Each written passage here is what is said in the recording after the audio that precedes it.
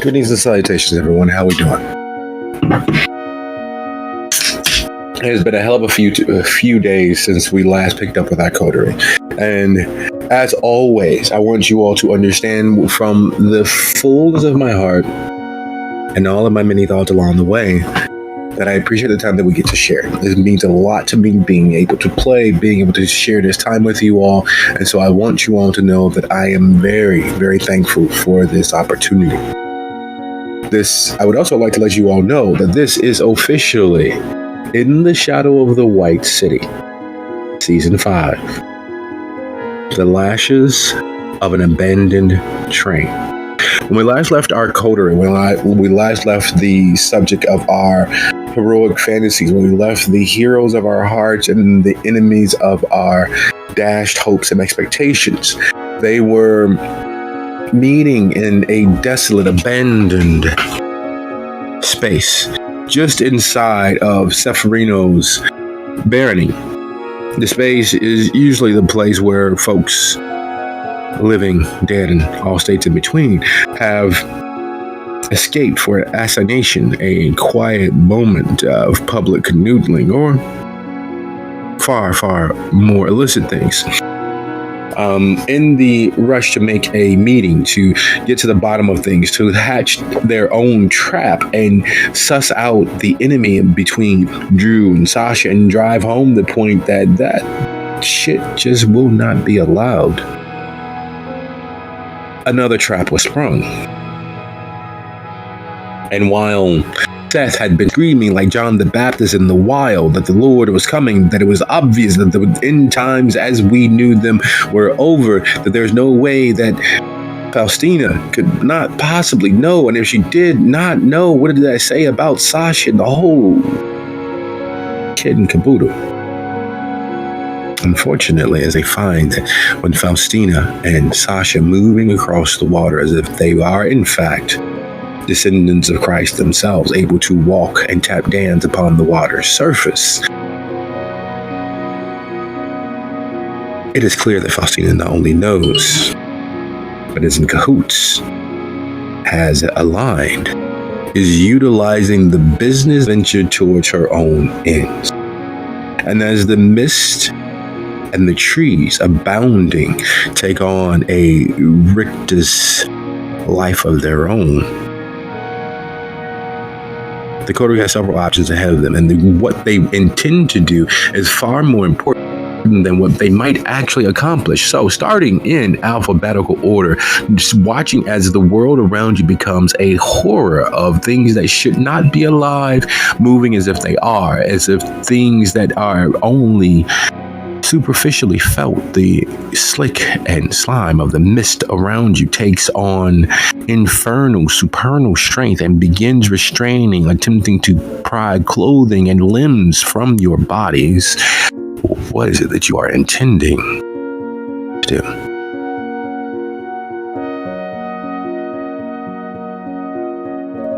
You said alphabetical, right? Yes.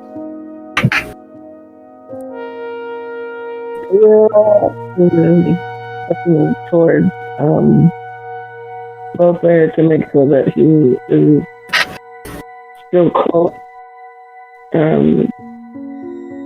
as he's probably stronger and could get them pulled free easier. And then she's also checking the other direction with Zach to see how far Zach is ahead of them, because they had let Zach go a little first, and then they were going to follow in. So there is some probable distance between them and Zach. So just to make sure that I am fully aware, Dee is attending to stick next to Lothar and look towards Zach. Nick's the one there looking towards Zach, but yeah, not going to let herself be captured, obviously.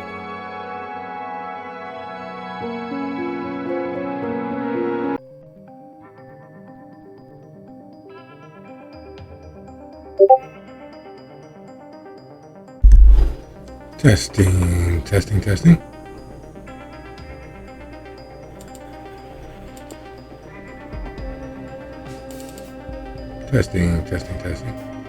Excellent. So we are preparing to begin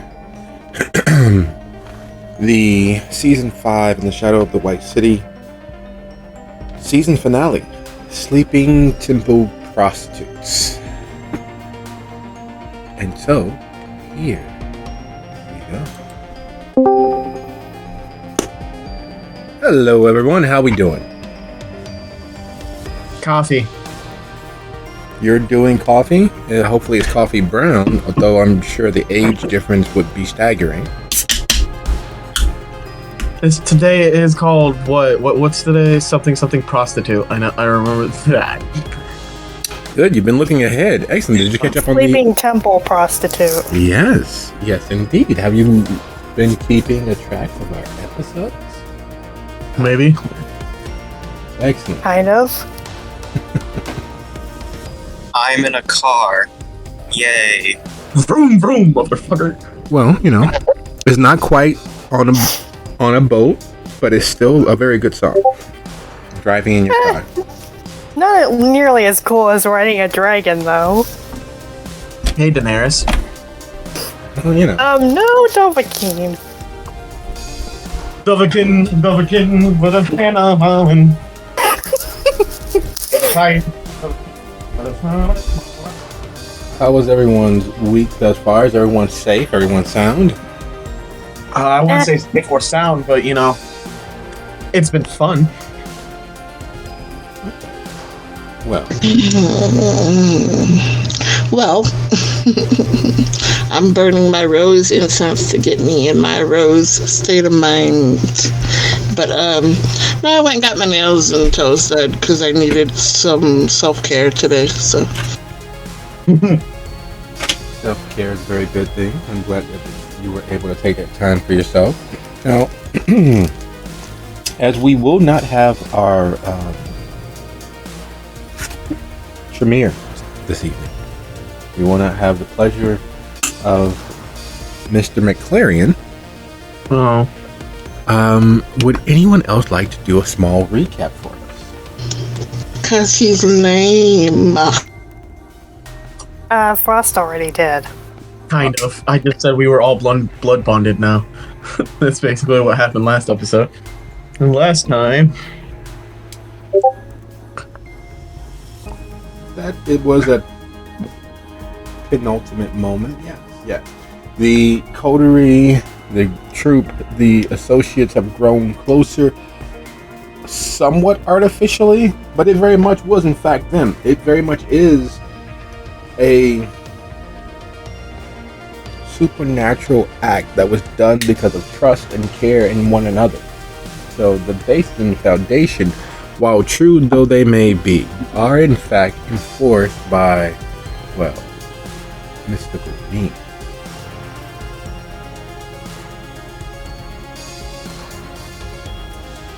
But everyone having an idea as to where we actually are. I'm taking it that means that there are no questions, suggestions, hypotheses, or corners we need to round off. So basically, after we got all blood drunk, we went to go knock out for the day, and now we should be kind of just waking up. Yes, we will begin with the act of resurrection, the nightly act that the kindred go through, the efforts of being brought back to a semblance of life. And it is in fact just a semblance, because while many young kindred espouse what they do is living, it is in fact just simply existence. It is simply going through the motions. There is a distance between what they are and the world around them, as what they are pits, voids, absences of all things warm. They are predators seeking to feel that void within them, seeking for feeling of most sorts. All the remembered wrongs, the occasional rights, are but specters and phantasms through their mind. So, with no further questions, I'd like to thank you all. I can't say this often enough. It is my great reminder that I am indebted to you all for the time that we spend together playing this hobby of ours, getting a chance to live these characters' lives, and it means so very much to me. Thank you all for being here. And if you ever miss a session, you'll get staked. Or worse. And without further delay, this is In the Shadow of the White City, Season 5, Finale, Sleeping Temple Prostitutes. It is no great secret that there's a mystery as to what sleep actually is.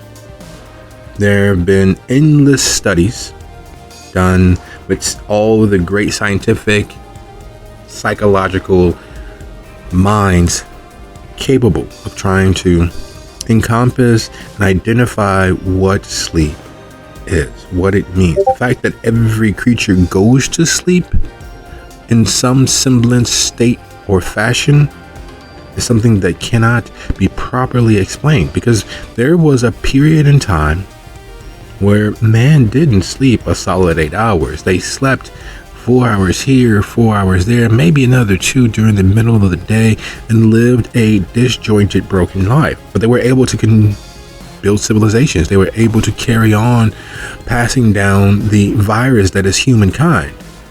Animals who have no such demands on their time. They don't need to build a civilization. They don't need to control the world and make it again in their image. Sleep. Even fish have the ability to sleep. They simply turn off a portion of their mind and go. Yet, as often as every living creature does in fact sleep, nothing has been definitively stated what it actually is. And sleep is just another in a long line of living facets that the kindred are denied. Bedding down for the day for a kindred is not a restful thing. It is not a recharging of their battery. There is no circadian cycle that their brains go through. There isn't a REM state that they enter into. The dead tell no tales and have no dreams. And so too, the kindred. It is a switch being thrown. It is a powering down and a powering up with no time having passed for them.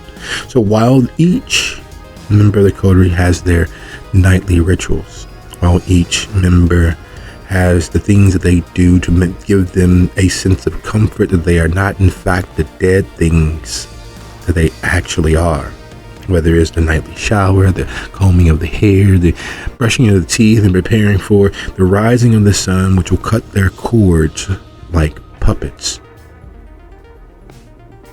Whether they are able to stretch out in bed or sit in their favorite recliner or simply just sit in the bathtub, there's nothing. 1 second they are ambulatory and moving, powered by all the infernal might of the darkness in their being, and the next they're rising from that state that they left themselves in, because that is what it is. For them, it is a resurrection. It is a returning of the semblance of life, but not life itself. And while everyone moves through their evening ablations to die for the day, we're going to jump ahead mechanically. Would everybody go ahead and give me a quick arouse roll when you have the opportunity, and then you will tell me what are your evening ablations with what you've learned this evening. My luck with these, this fucking rolling system has been weirdly not bad. Not good, but not bad. Lately, this week, it's weird, it's scary. I should have been plotting as Henry. Oh well. I needed a break. And also, brain was like fried and trying to convene on what to do with that. Anyways. That's what's on Frost's mind. That's part of his evening ablations. Thinking of all the many things that he has not done or should be doing instead of dying again.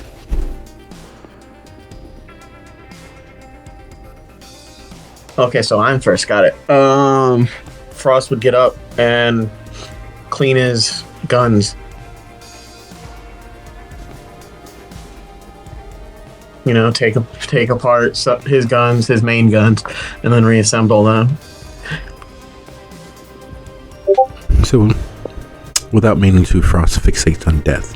Because unlike all of the many other tools and implements of pain, there is but one purpose to the technological marvel that is a firearm. It is a tool designed to separate the living from that state of being. It is, at its core, all about causing the engines of life to cease, to stop, to discontinue all forward production of continued breathing and the necessary apparatuses therein. So sitting in the space provided by Dia beneath the Piscateers, Frost begins cleaning his firearms. He begins meditating on the ability to stop life. And Dia? When Dia wakes up, the first thing she would do, of course, is brush out her hair, and then she is going to head to the office upstairs to make sure that things are put together for the evening, that there are no problems that popped up during the day while they were asleep. The next thing she would do is look through her Rolodex for a tailor. That can be available at night, because she's going to have them come to the Piscateers because she has to get several suits fitted. Okay. So, busily planning for the arrival of a bouquet of roses, Dia sets about her course in her action. Yeah. Be so kind as to go ahead and roll your charisma and either subterfuge or persuasion. And while that roll is being made, after all that has been lost to Zach, all that has been lost for Zach, and all that lay ahead of them, when returning to the semblance of life that is their nightly ritual, what is Zach preparing to do? Oh, one of Zach's waking up habits is looking around to see who's keeping him company, if any. As he's grown quite accustomed to going to bed with someone. And after he does that, then he gets to prettying himself up and deciding what outfit he should wear for that night. And as you rise from the bed, which is taking the facsimile of the marriage bed, because it very much is the honeymoon period, you have seen Calabalarshi provide you with, up until this point, up until this coterie, up until, hell, most recent memory, all of the love that Zach believed they were party to has always seemed transactional. He's always traveled and brought back gifts. He's always done for. It has a rarity that many of his partners have gone out of their way to do for him if they were not in fact receiving something as well. Whether it was the simple transaction of lust for love's sake or love for lust's sake, it was always transactional. Yet the coterie has proven they are willing to die for him. They have placed themselves in the path of a myriad of dangers for him. They've been willing to go to the wire for him without it costing him anything. And until Calabalarshi, that would have been an unheard of and an unthought of fantasy. Because even with Drew, as much as he loved him so much that he killed him. Sasha loved him enough that she couldn't bear him having any bit of happiness that did not involve her. Transactional. Yet here's Calabalarshi, a veritable god in the flesh. A kindred who has survived the flame, who has survived steel, who has defrauded the entirety of the kindred community in Dalton and Riverdale, and is slowly reforming it, or allowing it to be reformed in a manner that frees it completely of the tower. No longer a protectorate, not a barony, something wholly different, something wholly new. And the only thing he has asked, the only thing he has requested is that Zach be true to himself. So rising and feeling the warmth of day on Calabalarchi's skin is no unusual thing. The fact that when Zach awakens, there is that sleepy-eyed rubbing and adjusting to the state of being therein with Calabalarchi. He sits up in bed, his fairly hairy chest exposed above the cover as Zach prepares for the evening. And he watches Zach as one would, well, a work of art, one of life's greatest minor entertainments. Silently, just that little rat-like smirk on his lips, his eyes a little larger than they should be. Handsome in his own way, but there's something always working there beneath the surface. Always. And as Zach prepares, it is with no small thought that each of the coterie members, lost in their evening ablations, pauses.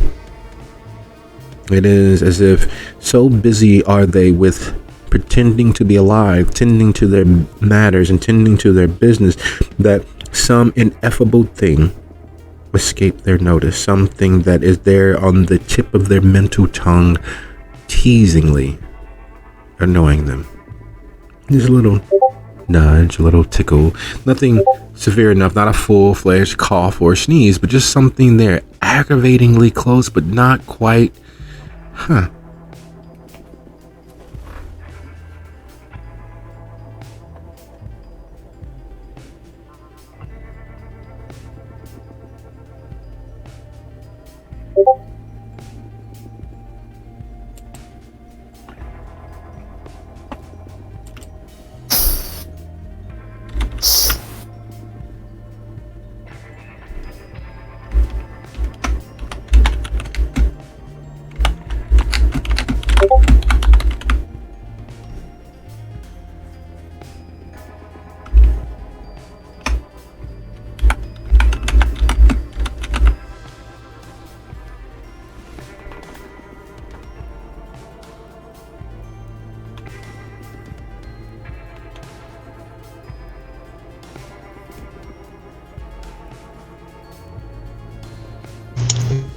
Did it disconnect? No, we're waiting on you all. Oh. Oh.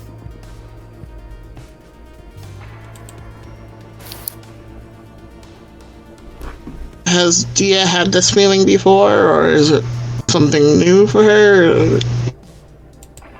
Forgetting things, it's a very human thing to do. But this feeling is considerably more sublime. This feeling is considerably more present.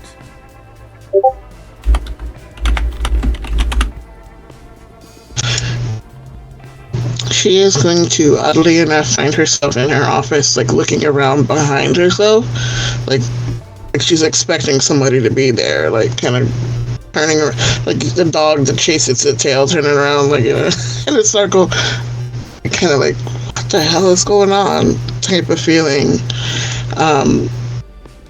But then trying to refocus themselves on what they're doing to get the tailor to come out tonight. And while that's being done, Zach kind of, when Zach's dressed, he puts a finger to his chin. Is there something I left undone? He says to nobody in particular. He's kind of thinking out loud here. Caliber largely strokes his unshaved chin, which is curious, because he's always clean shaven. Yet it very much appears and feels as if he has a 5 o'clock shadow growing into a nearly full beard at this point. Like he hasn't shaved since... When was the last time you've seen him shave? Oh, you never have. He shouldn't need to be shaved if he died clean shaven, but it is clear that he did not. Unless, of course, his hair is growing.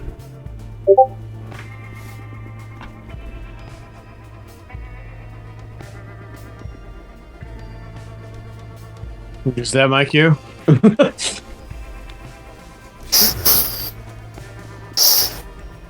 What do you have for us, process? Cleaning the guns, the mental meditation doesn't quite stop the thought, the feeling that there's something amiss, that there's something just outside of your immediate, like you forgot something, like something is... He checks his inventory then of all the guns he has brought to the sanctuary.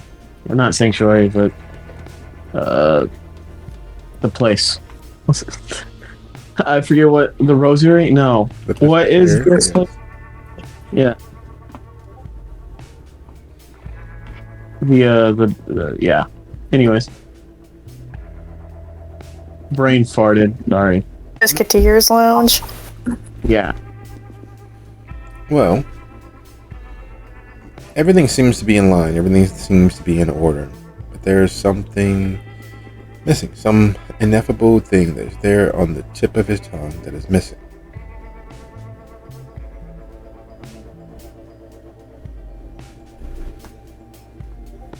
And the last time that he felt that something was missing, several beings died in his presence. One of those times he felt something was missing, he died in his presence. There's a pall in the air for him, because forgetting something very much has always meant that something catastrophic has happened. Can I try and find out what's missing? Sure, how would you like to go about that?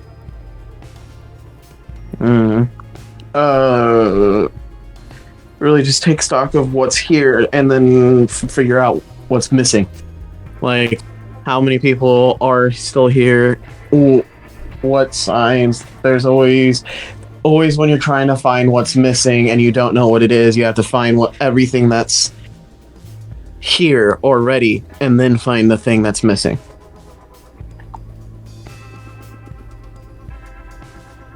Once you put all the puzzle pieces together, you can figure out which puzzle piece is not there. That makes absolute perfect sense. Now, as you go through the motions of detailed cataloging everything that you have, everything that you've brought over, normally by this time, we're moving closer into a full hour after sunset. McLaren's here giving you shit. He's normally here to bust your chops or assign you some job to do. He's normally right there in the doorway telling you, oh, we gotta take care of the Milwaukee thing. I need you to go up there and take care of this and this and that and this and that and that. But it's been relatively quiet. Perhaps he's busy. So it is what I think it is. The McLaren is MIA. Got it.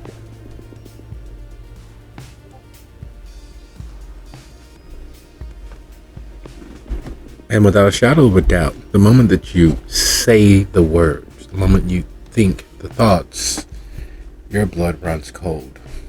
You all were inside the Piscateers, which means he should be inside the Piscateers as well. Yes, there is a tunnel back across the pond, as it were, all the way underneath and across to the other side to the Rosie, but doubtful he would have gone over there, which means there must be something pressing happening that you managed to avoid by cleaning your guns.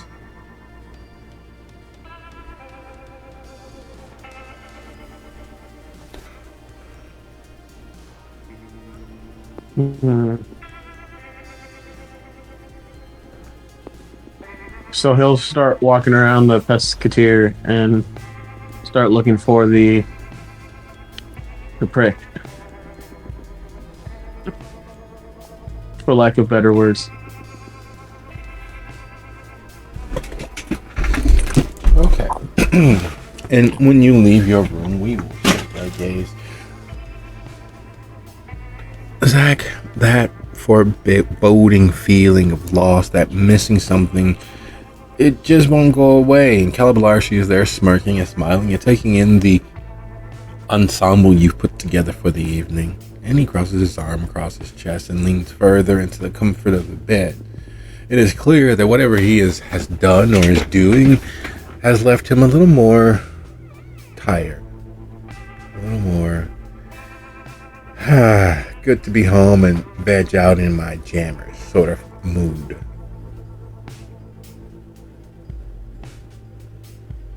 But what could he have done? You all died for the day.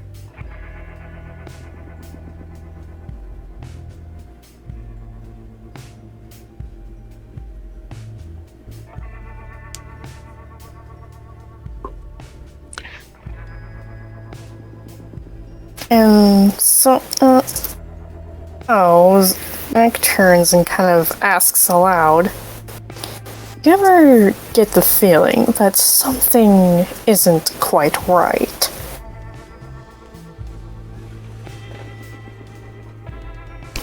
Not anymore. You see, part of my new regime, as it were, part of the moving forward is you don't look back. You don't look over your shoulders. You know what's back there. You already passed it.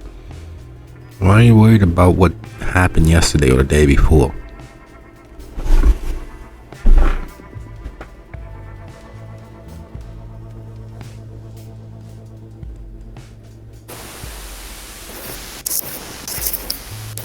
Well, that oftentimes happens when there was something that I should have done that I did not do. What do you think you didn't do?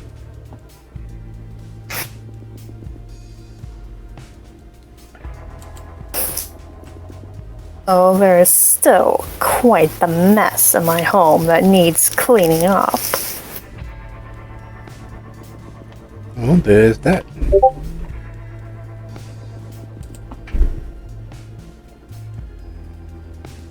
And something tells me I should have taken care of that when I still had time.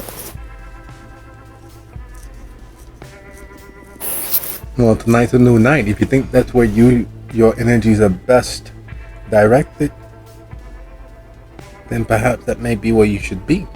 After all, the Rosie's up and running. The Rosie 2, well, there's the Rosie 2. Who cares about that? Unless, of course, you care about that. That is one way of looking at it. But I've bothered you enough for now.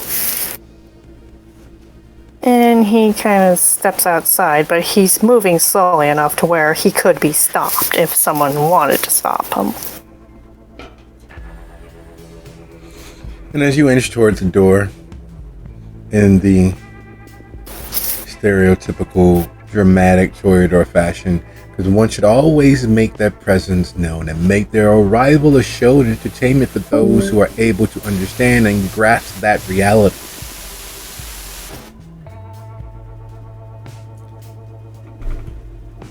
And then, as Dia spins, looking at the office that still very much reminds her of who formerly was the owner and operator of the Piscateers, the decor having not been changed or updated or better suited to Dia herself. Looking on the desk, you can almost see her there going over the accountancy, the balancing the books, while there are literally 6 full-time accountants with various books designed to make sure that the Piscateers shows just enough money to be operational and is just profitable enough to explain why it has been a local institution for generations. She always double-checked each decimal point. She always counted each penny. And not because she was expecting a large theft on their part. She didn't expect them to make off with millions or hundreds of thousands or no. She demanded they did. She demanded that those who worked for her had the good common sense to take care of themselves, but never to be greedy. A little off the top, a small taste, because as she often said, now that be a poor dog can't wag his own tail. If a dog won't hunt, ain't no sense of having that dog. If you can't look after for yourself, you can't look after your friends or your family. And seeing her smile and the double ensemble that she'd had picked out for the evening, one for the upstairs where she waited and hosted and took care of the workaday slobs who considers the Piscateers their little hidey hole, their little local secret, the place where they can get a decent drink for a decent price without getting robbed, as well as those guests who know about the true Piscateers, the downstairs, the senators and representatives, the ward bosses and chairmen, the mayors and who would come through, the local celebrities who would sneak through one of the many tunnels beneath the area, finding themselves in a lap of luxury, all at her pleasure. So every night when resurrecting, she'd have 2 ensembles picked out, one for the upstairs and one for the downstairs. Both were her, but they were different facets.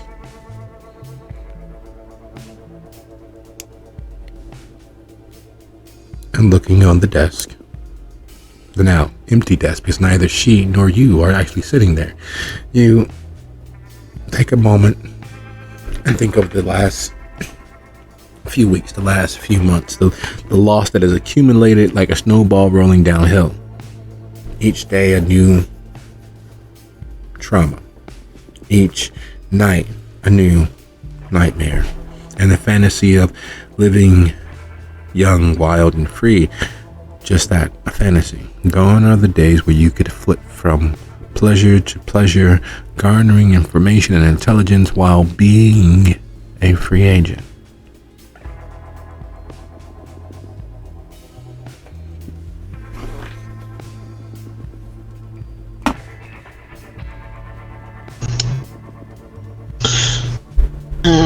There is a slight tightening of her jaw as she thinks to herself, and it's kind of bittersweet because she wants to make this her space. She wants to change it and make it more suited to herself, but then something in her is just having a hard time just doing so, but erasing the last vestige of her sire. So there's that, I'll do it tomorrow, I'll do it tomorrow, I'll do it tomorrow. And then it just doesn't happen. So this time she doesn't even bother with telling herself I'll do it tomorrow. It's a, fuck it, it's fine for now moment. And she gathers her cell phone and the information she wanted from the office, and realizes she needs to talk to the rest of the coterie. So she leaves her office and heads back down. And as she's heading back down, just kind of mentally counting, like, okay, seeing Zach kind of halfway leaving Calabalarchia's room, and then seeing Frost kind of skulking downstairs, and that makes her wonder, okay, where's Seth and where's Muzan? Then remembering Muzan could be invisible, so he might be just invisible right now, but kind of looking at Zach. Hey, have you seen Seth? I need to talk to him and Frost and Muzan because I need to get them fit for suits. Well, I have not yet, but I just rose not too long ago. Are you... This might sound strange, but are you having a strange feeling this evening? Like something's wrong or off or missing? That, and a feeling that I left something undone. Like you've left the stove on somewhere? Roughly. I can't put my finger on it.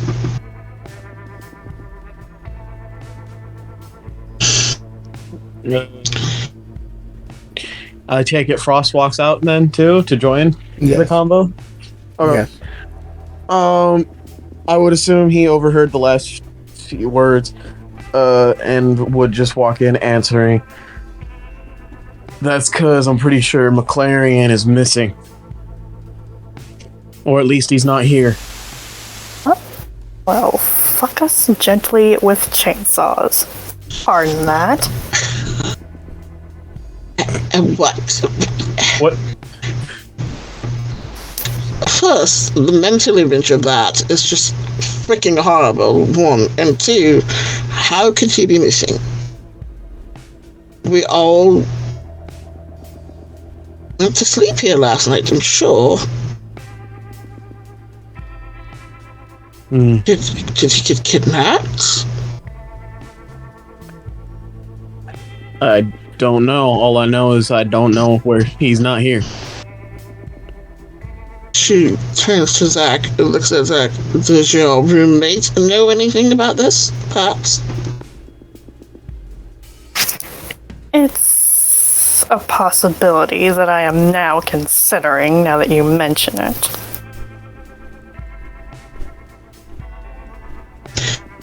Dia does not wait for Zach this time. She marches towards Zach's room, knocks on the door, but does not give him long enough to say come in, sticks her head in. Well, nice to see you make yourself at home. Calabalarchia is sitting facing the door, his head leaned back on the spinning office chair, which had not been there previously, completely naked from the waist down. Oh, God. She closes her eyes quick and like, oh no, I didn't want to see that. Putting her hand over her eyes, she goes. But what she saw of him briefly was like the beard thing. That is the strangest thing. Like, since when do you grow hair? Since when do you don't? I just shave it. And I'm sorry, I didn't know I'd be having a guest that would take offense at a little uncoiffed presence. Yeah, I got an appointment with a lovely masseuse for a Brazilian, so you won't have to worry about that later. I'll make sure the hair is gone next time. Oh, God. Anyway, speaking of gone, do you know where Seth is? No. She gives him a come on now look.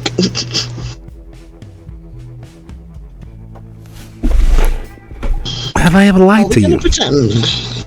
No, you have not. Exactly. So why would I start now? Okay, but Mr. This multi-universe bullshit that you do, which universe is this one then? That entirely depends on what he does. So that's the reason why I don't know exactly where he's at. There's a lot of potential, a lot of possibilities. And I know where he started this evening. You didn't ask that. You gotta be specific. No. What are you asking? Okay. Do I know where he is? Yes. No. Do you know where he is? No. Okay, do you know where he might be based on the options of him having slept here last night? He did. I thought he did. That's what you get for thinking. Well, we all died here. I gave him space to die here for the evening. Yes, that he did. Okay, so, with that being said, him dying here for the evening, where would he have gone after that? One of 17 different places, all of them dealing with magic, all of them setting himself up for failure, all of them going to cost you a lot. Fuck's sake. They don't have to cost you a lot. We could take I could probably intervene on your behalf. But I need something from you. There it is. Well, you don't have to pay. You don't have to do anything. We can just let it play out. See which are the potentials that we are dealing with here.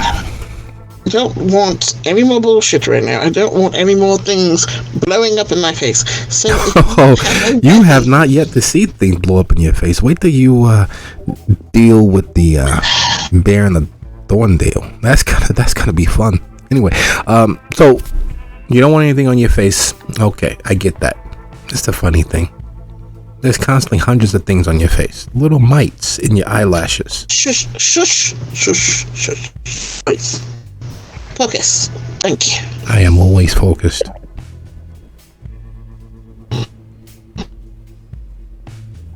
This thing that you want, what is it?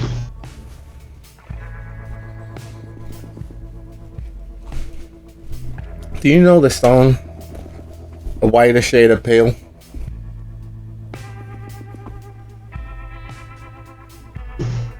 Can't say I'm familiar now. Hey, yo, Zach. Oh? You wanna... I remember hearing it in a little vision of things to come. Would you be so kind as to explain your definition of what the song is about to our lovely hostess here? My definition. I myself always saw it as yet another girl leaves boy story. But there are many ways to interpret songs. One of the things that makes them oh so lovely.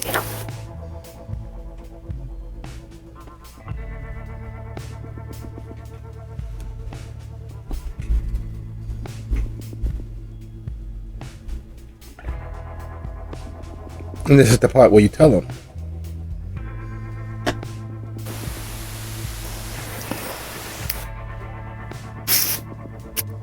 But another way of interpreting it, some see it as a metaphor for drug use, specifically cocaine.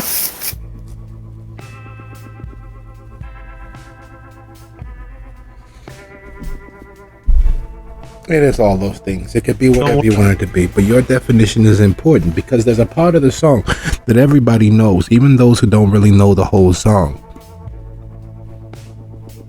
Yes, there's so many different songs that I've learned and played. I'm trying to remember the lyrics to that one in particular. Hold on. Something about vestal virgins. Yes, and there we go. Oh, dear me.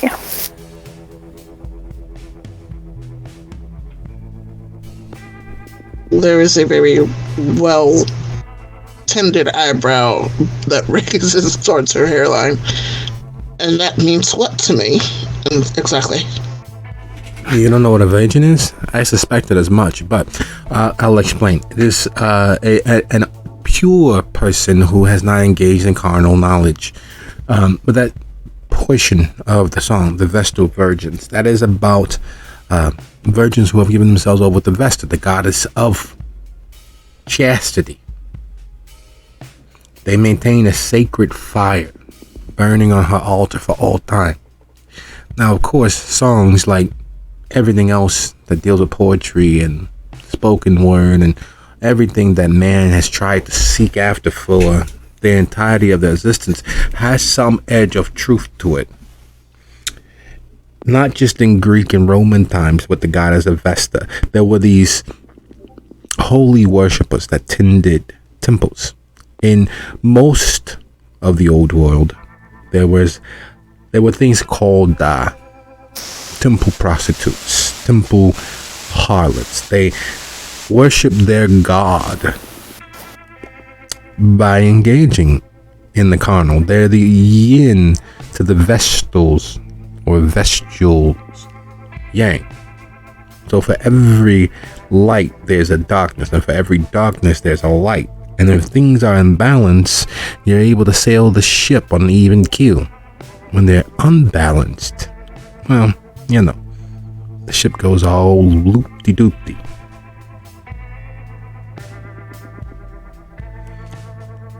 So you know what you all are?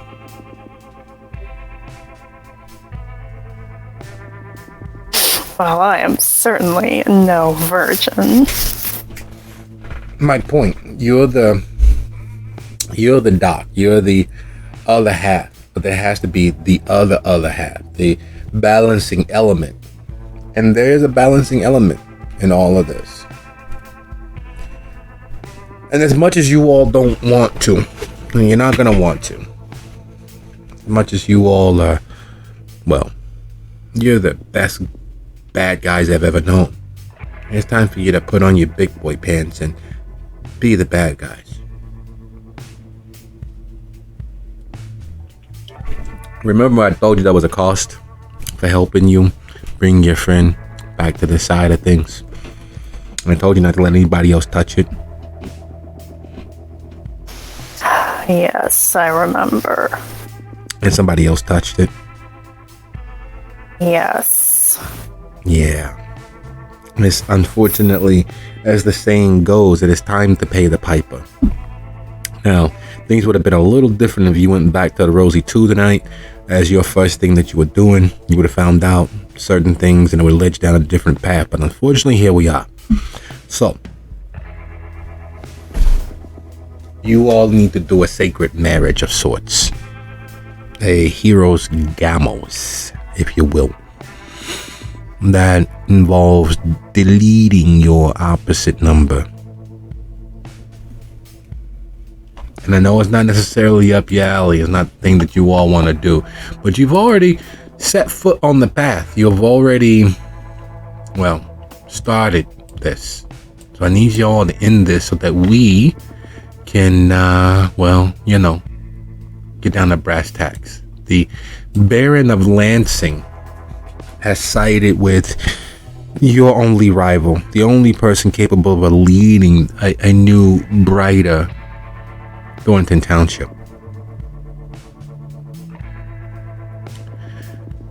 He has an opposite number. The Prince of Flossmoor and the Baron of Homewood, they need to be on your sides, because that'll automatically give you Hazelcrest, and he's Hazelcrest. You might even be able to pull Markham to supporting you all.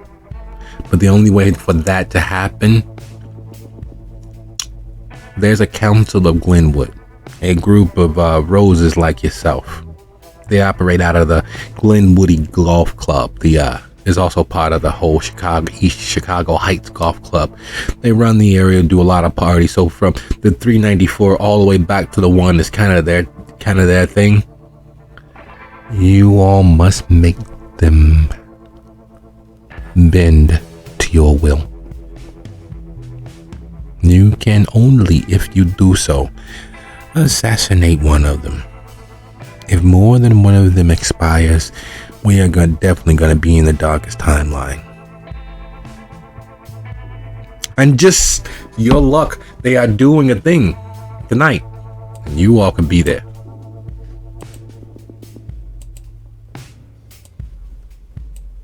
Oh, depending on what type of party it is, I may want to change. And he looks down at his outfit, which is tight dark gray jeans and a black leather corset with a chain as a belt.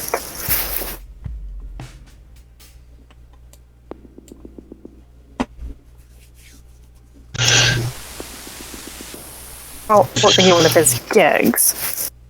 Wait, if I'm to get this straight, I need to understand exactly what is being said. There is a matching number Toreador at this Glenwood place, but we're only supposed to kill one of them. If it comes to it, yes, no more than one death. No more than one. We have to get them to agree.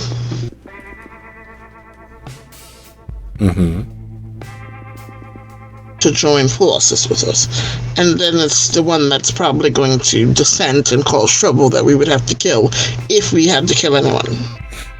Yeah, now you're getting it. Oh dear me. Well then, what party is it?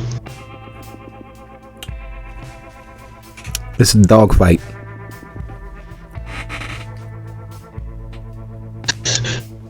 Dia gives him the "you must be shitting me" look.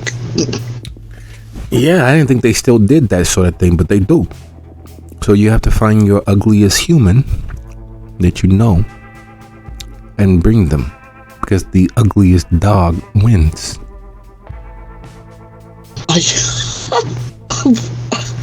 Oh my.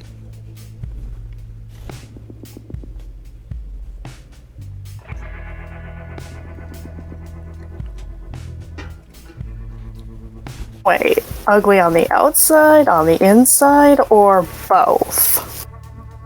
Yes, the ugliest wins, which means it includes the entirety of them. They can't be any shape, fashion, or form beautiful, or they must be so twisted and disgusting internally or externally as to be the most disgustingly disturbed, hideous dog you have ever found.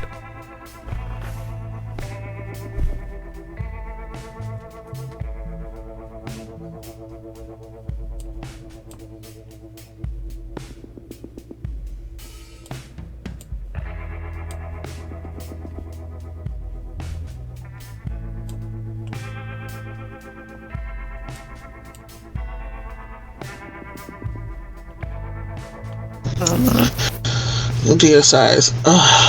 Fine. I think I have access to the local pedophile registry. We'll pick one of those and invite him along. Tell them there'll be children there or something.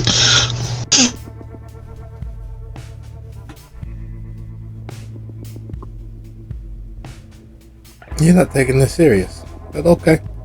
Whatever happens, happens. I look forward to seeing your success or failure or any state in between. You gotta apply yourself, because winning is, well, if you're not first, you're gonna be last. How much uglier than that could you get as a person to hurt little children? I was being serious. You do realize that everyone, comparatively to anybody who's lived over 70 years, is a child. that every night you deal with people who are effectively children to you. That every moment you share with your prey, someone who hadn't even been thought of when you existed. It's a touchy subject.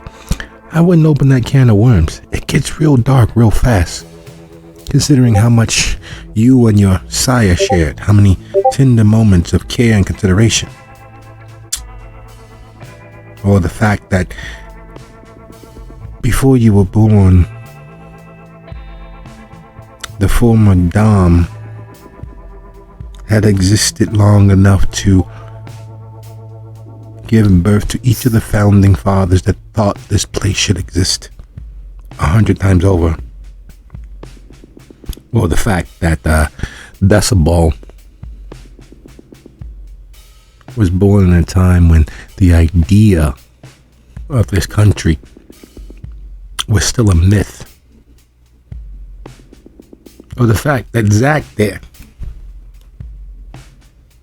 even as young as they are, would quantify and qualify for AARP right now. Oh, you there, Frost.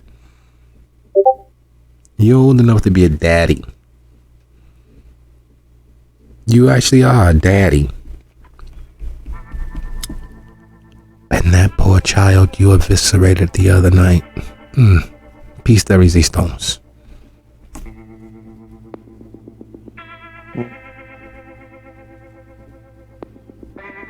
Frost eyes him when he mentions his actual child. You know the reason why Pandora was able to get everything out of that box except for hope?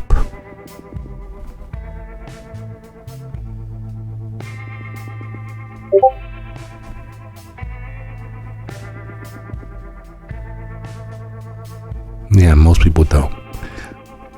Good luck. And he stands up and stretches. And while the front of him is a view to behold, girthy and fat, looking like a slab of bologna, the back is not so bounteous nor curvy. It's a little on the flat side. It's toned, but it's a little flat. It's clear that he has not done as many squats as the average gym rat these days.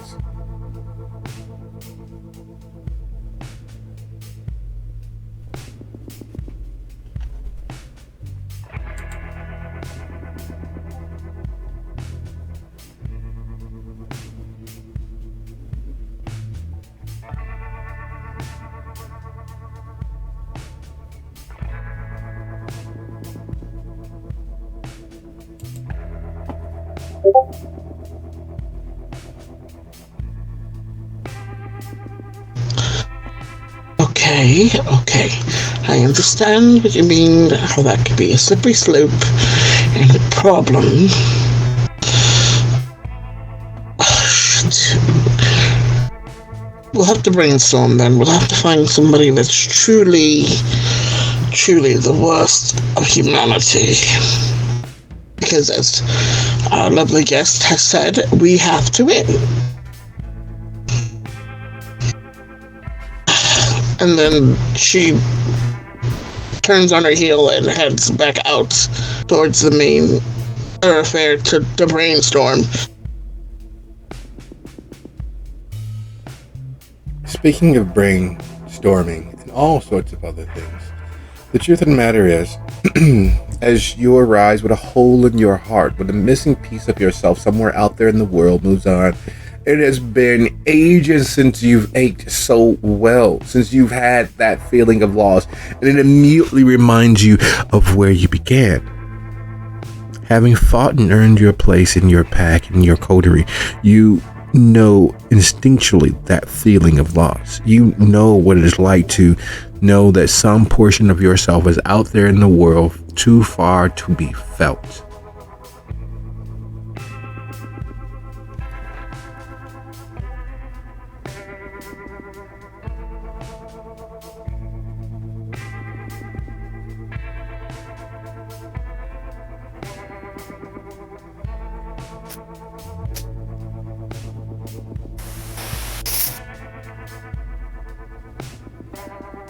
Just to clarify, were you referring to moods on there? Yes. Okay. I will confess I'm a bit misplaced, shall we say, as to what's going on still. So can I get a quick recap? Because I haven't really been able to listen in for the last half an hour or so due to bad connection on the road. No, trust me, I understand that feeling. Well, we're diving right in with Muzan. He's waking for the evening. We can use the same average rouse roll as the rest of the coterie, and he is resurrecting for the evening. He is himself for the evening, and he has experience with the feeling of loss that pervades and persists. That feeling of missing a portion of himself, knowing that a member of his coterie, a member of his pack, a member of his close social circle is nowhere near, as if a part of him has been torn away and tossed into the wind. It's a nostalgic feeling, and something that he thought he would never feel again.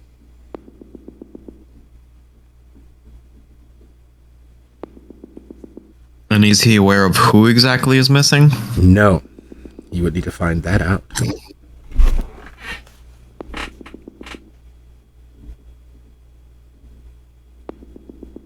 Being as he does not want to experience the shitstorm that led to the last loss again, he's going to immediately get up and try and find where the hell they went.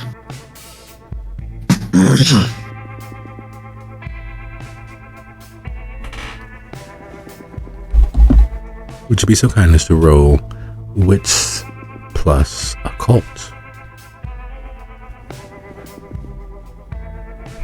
Wits and what now? Occult.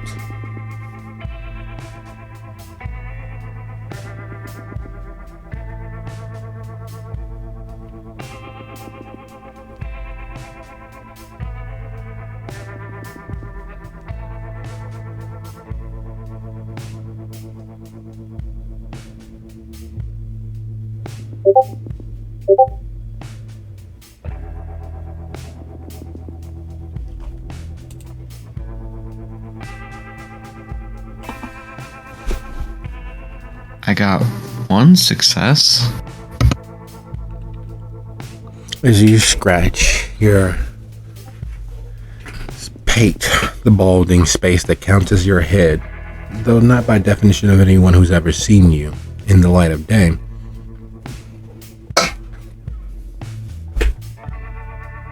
you reach out with all the senses that you have available to you, and you start contemplating on how to find that missing piece, a joke pops into your head. Every time you circle back to how to find that person, how to reach out and bring that portion of you close enough to be found, that joke keeps running through your mind. Something about a rhino, an elephant. What do you get? And you try to not follow it through to the punchline, but there it is. Fuck if I know. Keeps popping up and running through your head over and over again. And as you try to focus yourself and think past it and escape that small bit of peace that your beast and you are enjoying in the moment, you find yourself thinking of a Rolling Stones song. Symphony for the Devil. Played fast and hard, and the crowd raising up. Thankfully, the Rosie has a edict against actual lighters.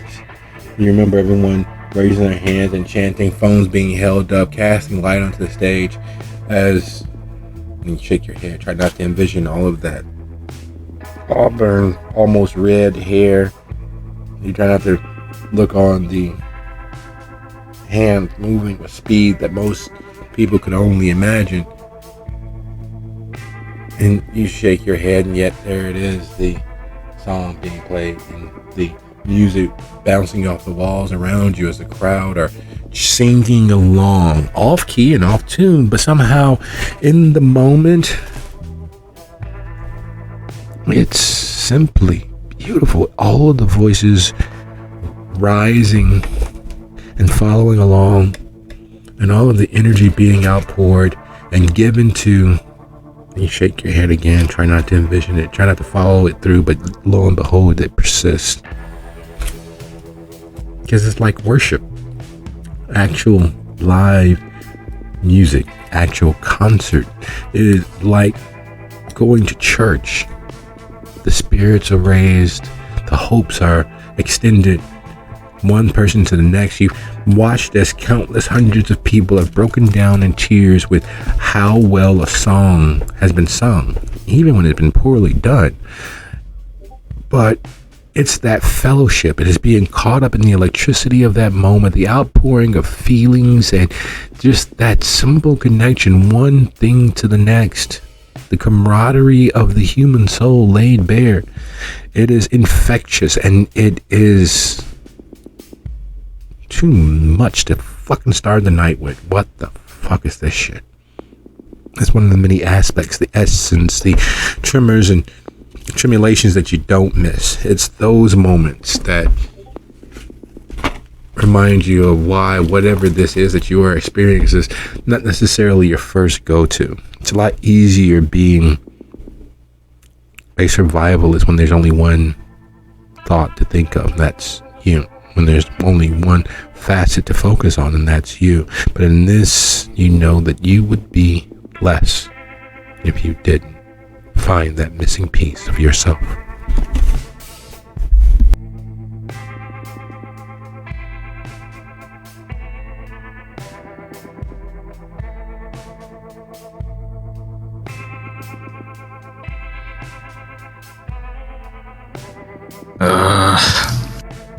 Maybe I did a little too much to drink last night.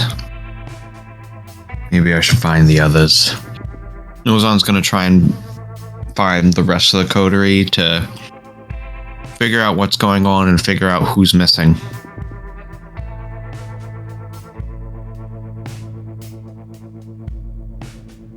There's a well stated aphorism about speak of the devil and he shall appear. And the moment that you make your way through the tunnels that exist between the Rosie and the Piscateers out into the open space of the Piscateers, Dia, Frost, and Zach are exiting Zach's room just as you make it into the communal open space of the Piscateers, the true Piscateers, and they're exiting.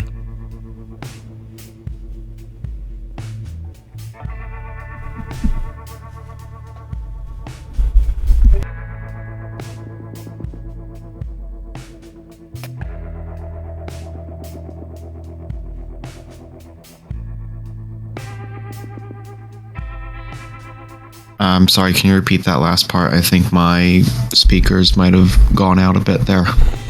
They're stepping out of Zach's room. The three of them. Dia, Frost, and Zach. Alright, let's see here. 1, 2, 3.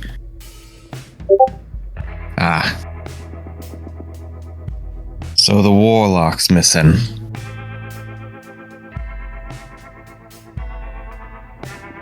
What have you three been up to now?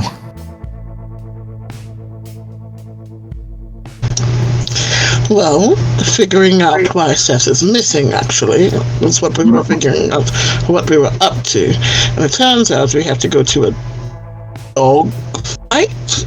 She looks at that dog fight. It's apparently something to do with humans being ugly, and we have to win the dog fight, and we have to win the trust of the Toreadors who are holding the dog fight to stave off some catastrophe of some sort.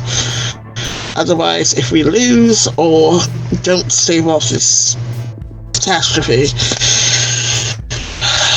it'll be the worst timeline according to Calabalash. And all because I failed to follow a very specific instruction. I said I always manage to fuck things up for us. So that made about as much sense as the Jabberwocky poem. But you know what? Fuck it, I'm in. Well, first, Zach, it wasn't your fault. Seth gave you the bowl. Meaning he touched it, and he should have known not to touch it and have you just kind of take the one that you needed, because he's the one that knows magic and you do not. So, technically, it was not your fault. Which bowl is this now? The one that we all shared? We all drank out of, yes. Apparently, good times. Zach was told upon getting the bowl that nobody else was supposed to touch the bowl but Zach. That didn't happen, and because Seth touched the bowl to give it to Zach, it changed our fate somehow. Domino effect. Yes. And now, because that happened, and Seth is missing, it is apparently a specific timeline that we need to change course again, or bad things will happen. So wibbly wobbly, timey-wimey shit is going down, is what you're saying. Yeah. And we gotta somehow correct course. Where is a Time Lord when you need one? Isn't that what Calabalashi is? Yes and no, I'm guessing is the answer to that. Naked Bilbo Baggins.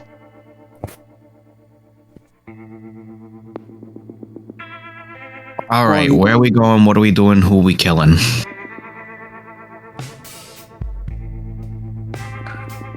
I mean, I know where we can get some bad people, bad kind. Oh, wait, you mean we gotta bring our own? We've got to bring That our is own. why it's called a dogfight, apparently. Huh. Well... Shit. Like I said, I know where we can go get at least one or two.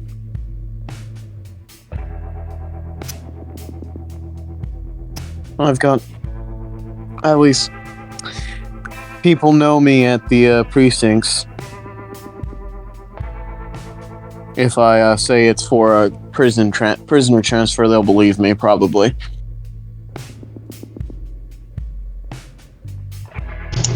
And basically what happens is when we bring this human or kind to this fight, we still have to use this situation to talk the Glenwood Toreador into joining forces with us, because there are other forces being aligned against us and we need help. Well, that's your And job. these ones have to help us, apparently. Yes, that will be my job, talking to them. And if all else fails and they dissent, we have to kill one of them to get them to agree, but only one of them, and only if they dissent.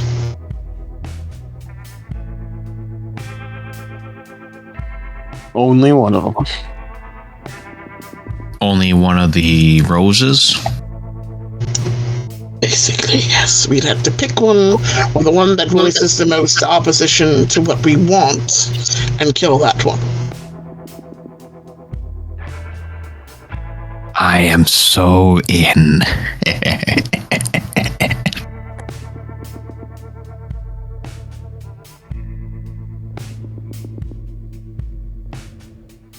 Cool.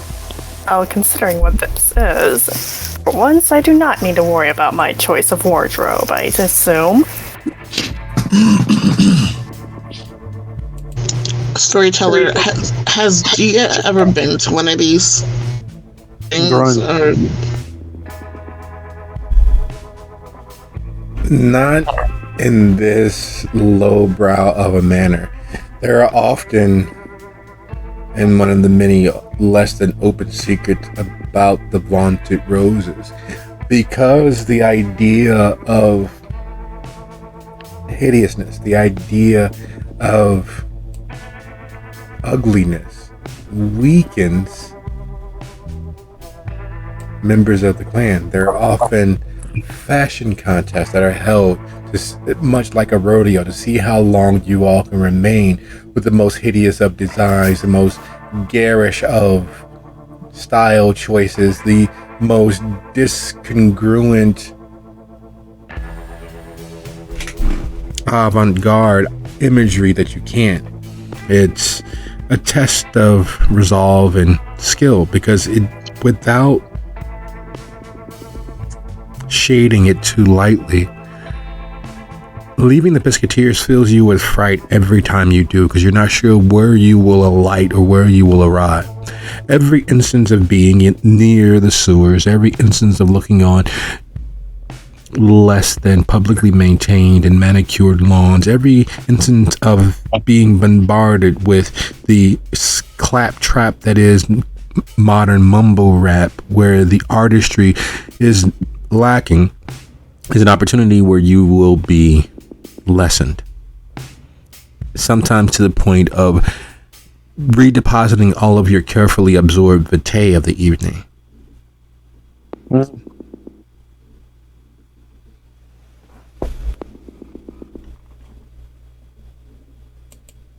Okay, so it's not something Dia would have actively wanted to participate in. She would have known, I guess, how it goes.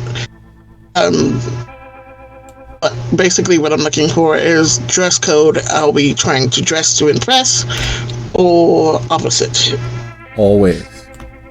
It is, in fact, a rose event. If you don't make an example or make an entrance, are you really the rose you think you might be?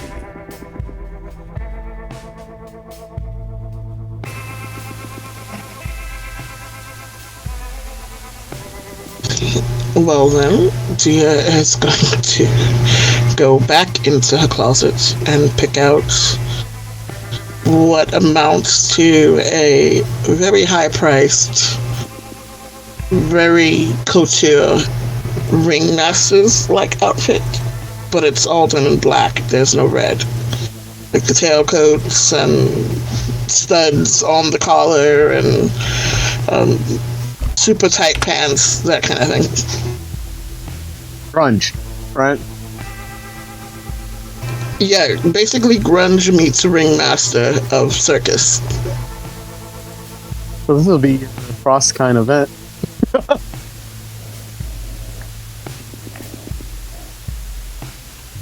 And with that in mind, she also helps pick out Frost's clothing. Wow. Uzan, you can be invisible, but in case you come uninvisible, hold on. And she pulls out a pair of what looks like, they look like leather pants, but they're soft, like butter leather. And tosses them over. What the fuck are these? To help your ensemble. You'll get used to it. What do you expect me to do with this? Put them on your ass is what I expect. Will they even fit? I am a wonderful judge of size. I have had to dress many a people, so yes, they will fit. I can look at you and look at what I have in my closet and tell you within an inch of how big of a pair of pants you would need. So yes, they will fit. And for Frost, she kind of pulls out, I know he likes the tactical pants, but they're high-end black tactical pants with lots of pockets. So they're not tactical pants, they're cargo pants. Yeah, basically. Fancy cargo pants. in black, and they've got little chains at the waist, like used to be trip pants. There we go, trip pants, but nicer. Got it. We're all goofy.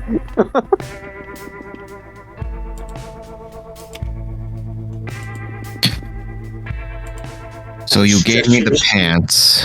Yes. Your Is shirt's there a fine. matching shirt? Well, fine. If you would like a matching shirt, I would give you one. And then she gives him a mesh shirt with satin pockets and collar that matches. There you go. I guess I have to put these on, so I'll be right back.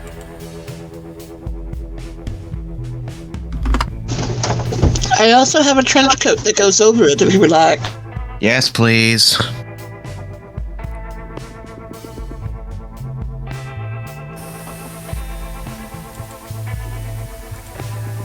You all know what your mission is. You all know what you've inadvertently been signed up to do. The question is, how are you really going to accomplish it? Yeah, you could call in some favors and head down to a local jail, but does that make just because a person has done something wrong, does that make them ugly? Well, I mean, there'll be a bunch of dossiers I can look at. See which this person did this. And you seem to forget, just because you're accused of a crime doesn't mean that you've done it. So what you're arrested for may not be in fact what has taken place. It's very easy for a person to be arrested for violence and defending themselves if they, in the eyes of the law, were not in fact retreating, or they didn't retreat to the point of last safety or most safety, i.e. their castle. We can also go to other places that usually get bounty hunters to go to, like people who are clinically insane, people who have escaped.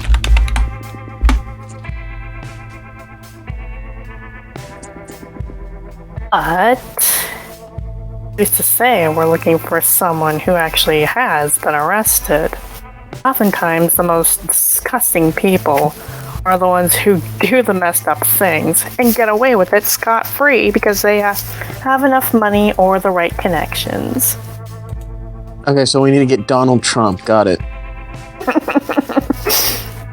And I'm saying this out of character, though. Yeah. Do people have, like, any connections to other people besides Frost, then?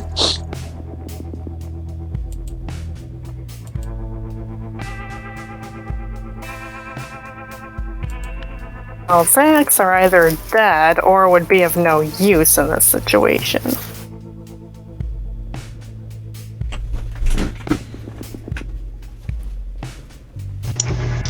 Does Dia have any connections with like smugglers or people that are like really good at not getting caught, but probably do some like sketchy shit?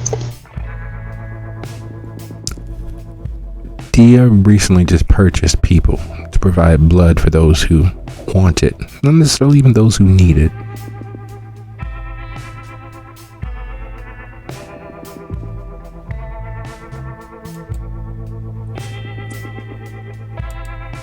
Don't forget that. That is a good point. She will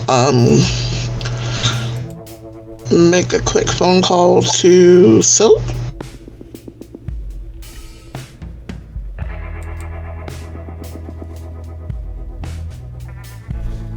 Is Silk not a little busy right now?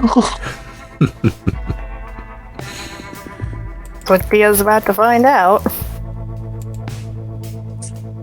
The strange and wonderful thing about technology is that the young at heart love it, including the young at heart as far as the kindred are concerned. So as the phone reaches out and touches Silk's phone, there is a moment of expectation of what will the potential primogen of Gary be up to in this moment, the leading purveyor of safe blood consumption and donors, who have trained humans to be nothing more than walking decanters of blood for kindred use. Walking blood bags. Oh no, nothing so déclassé as bags. No one likes plastic, including kindred. However, a nice decanted vintage, a mother of 3, a father of 6, that sort of thing. Persons who've gone off to war, people who have rushed into flaming buildings, and all of those heroic concepts being broken and molded into, well,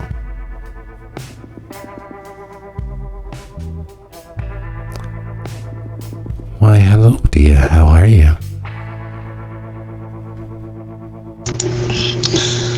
I wish I could say better, but it's going to be an interesting night. I was wondering, I know you're probably incredibly busy, but this would be a piecemeal 1 to 2 person order. I need something very, very specific, and I would pay for it right away.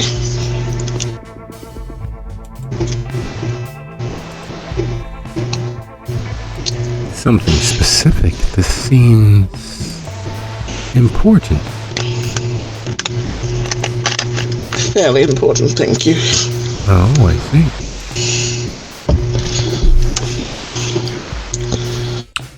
What might my lovely neighbor be in the mood for?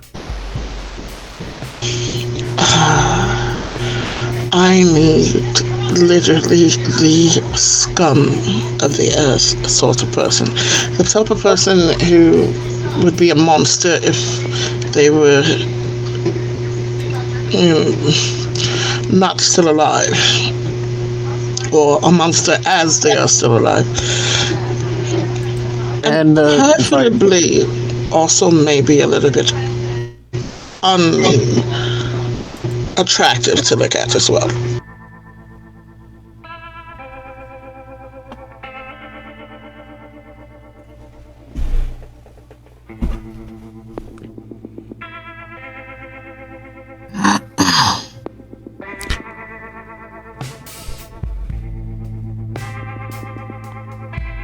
I would love to say that I might be able to assist you.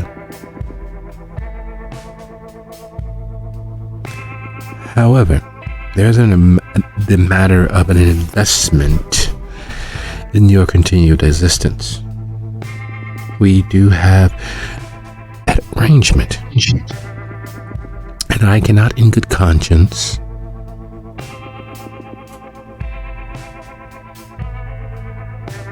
put you into a position where you might be dealing with those sort of roses.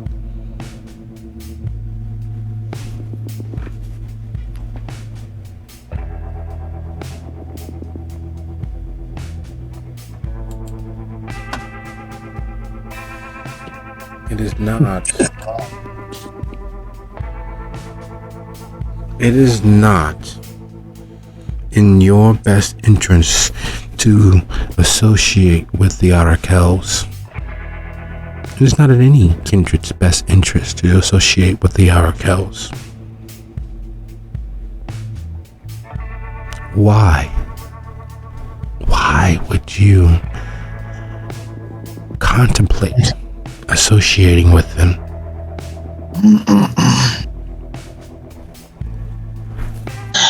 I would like to say that I have a choice in the matter, but I do not, unfortunately, because if I do not take this course of action,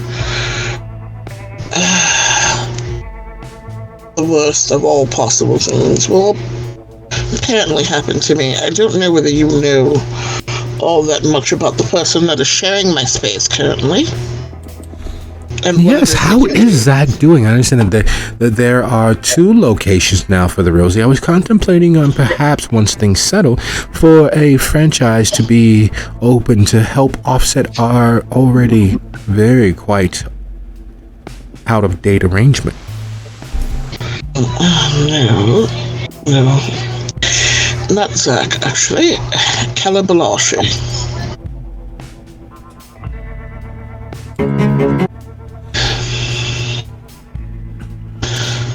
part of the reason that there are a certain amount of barons and higher ranking members of the council that are no longer living or amongst the undead.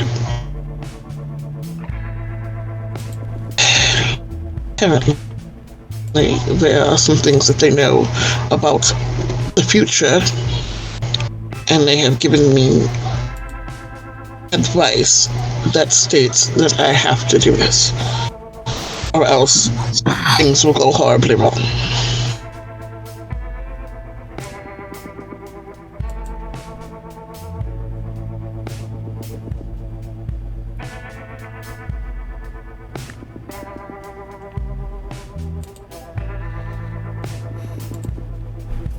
I can't help you. You are aware that I only offer the best of potential donors and train them, and so that they might have a continued bit of longevity. I deal with most types. However, those few kindred who must feed on that sort of individual. There is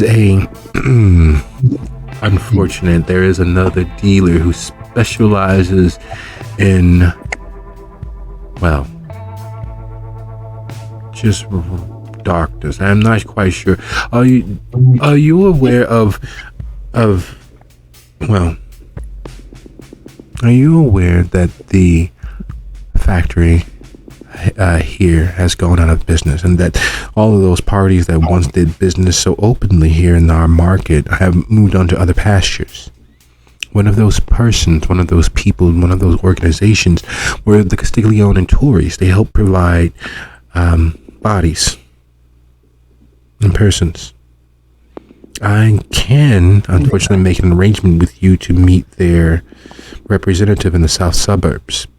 It will be an additional cost between us. They are quite odious.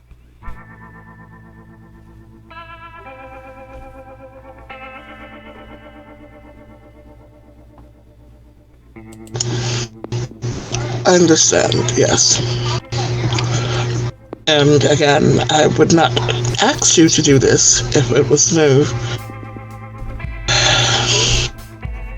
If I could see another way, but I'm currently somewhat out of options, so other than trying to find somebody and snatching them off the street myself and hoping that they fit the bill, this is the only thing I can think of. I understand. I am sorry for your effort. I will make arrangements, but perhaps you should begin traveling south. Near Route 50 and West Stager Road, there's a small church, and by small I mean just beneath a mega church called the New Community Church. It is on Lakeshore. So once you reach Route 50 and Stager, you'll head north on Lakeshore Drive and take that west until you reach the church. You will be well behind enemy lines, and you will be outside of all protections that I or anyone else in the tower might offer you. Is this what you would wish?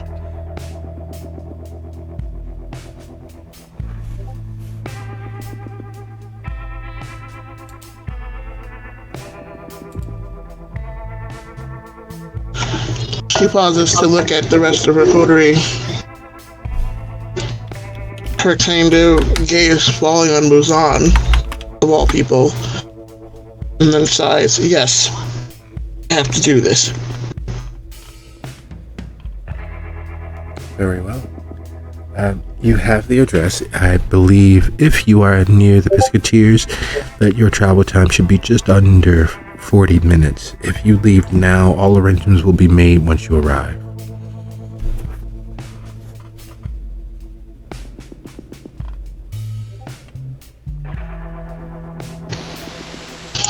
Thank you again for your help, so, and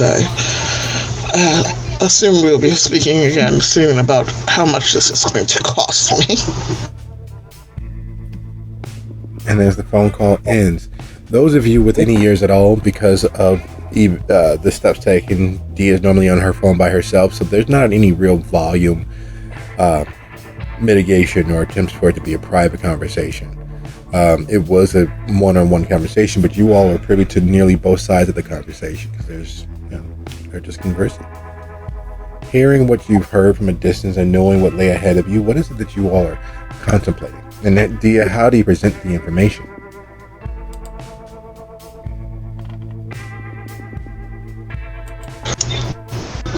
Well, it seems that to get what we need, one, we are going further into debt with silk, but it can't be helped, and two, we are going to a no man's land, so that should help be needed.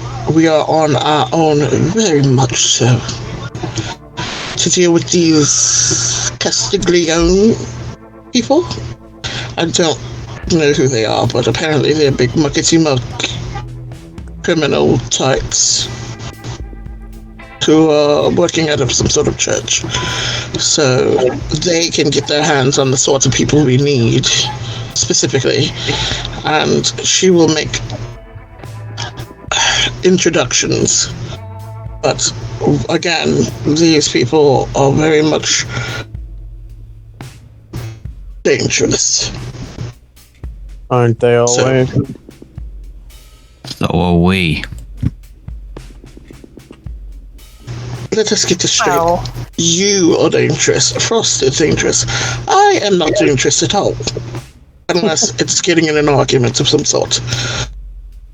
I am probably least dangerous of all. Give it time. I'm sure you'll grow your fangs eventually. Again, if you don't want to deal with these ne'er-do-wells, we can just go to a precinct. They'll know me. Also, I would like to let you know I do have some friends in a local gang. We might be able to pull a few delinquents from there if I pull the right strings.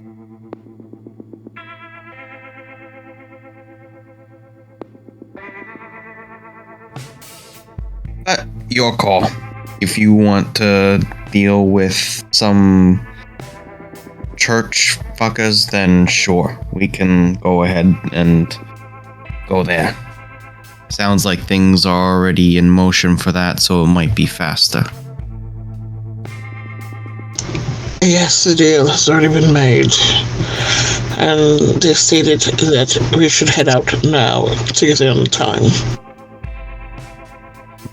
Well then, let's not waste any time. Do I look good enough? And Muzan gestures to the short pants and trench coat that he has been handed and forced to wear.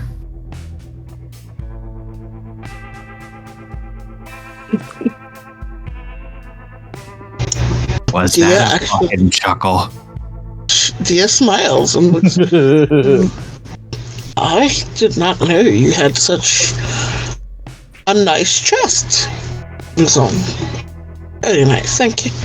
You look very good. Yeah, it's about the one part of me that was left untouched from the transformation.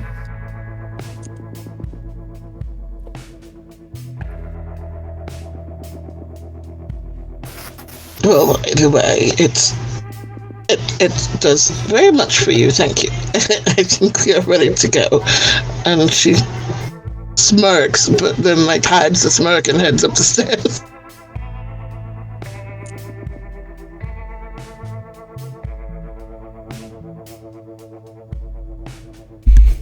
Here's the problem at the heart of what lay before you all.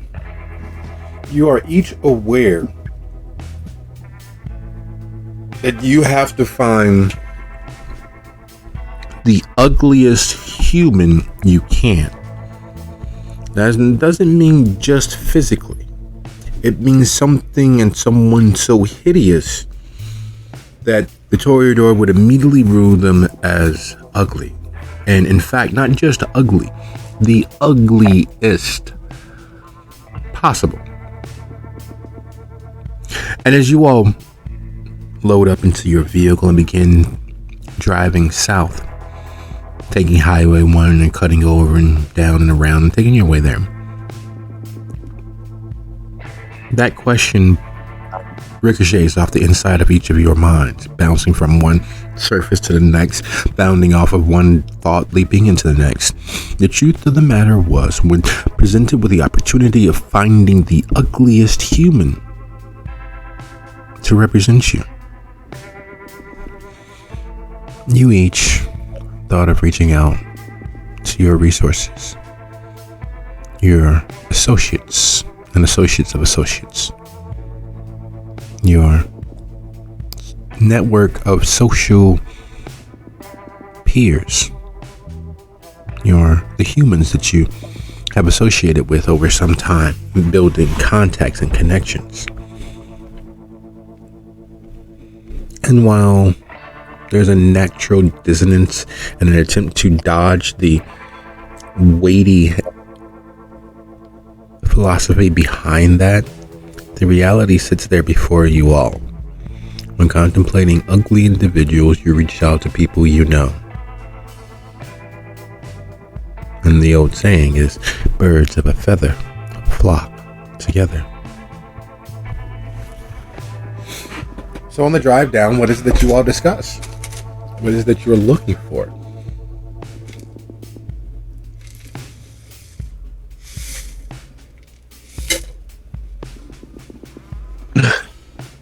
Nick speaks up and says, perhaps before we choose anyone, we should discuss what it means to be ugly, both physically and psychologically. Mozan just stares at Zach. Really? You think I need to discuss ugly? Well, it is rather subjective. Exactly. So we shouldn't discuss what our forms of ugly are. We should discuss what we might think their forms of ugly are. Who the people we're going to.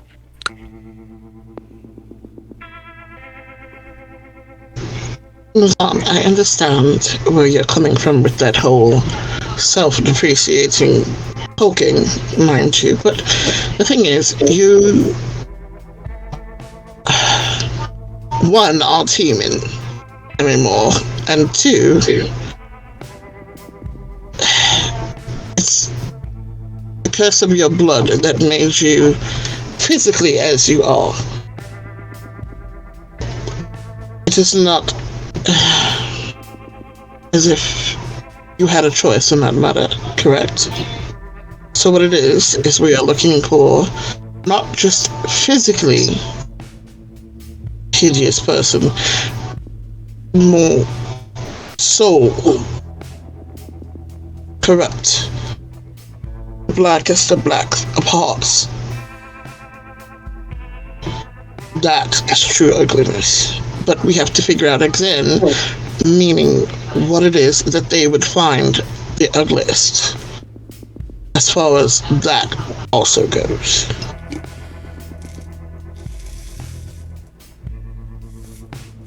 So it's gotta be what they think is the ugliest. Exactly. Then I think you two are probably better suited to that. See, when I think ugly, I think people who are manipulative, controlling other people from shadows, shit like that. Basically, every Toreador ever. Exactly. But not you two. You two are swell.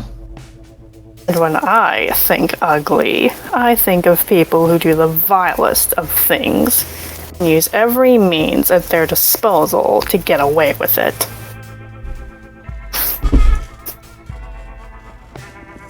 So, every Nosferatu ever? No.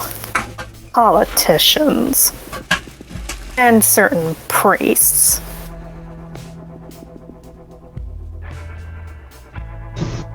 Yeah, I see what you mean. Oh, Priests. If we can find a disfigured, horribly scarred old priest who has done very, very, very bad things, that might win the day.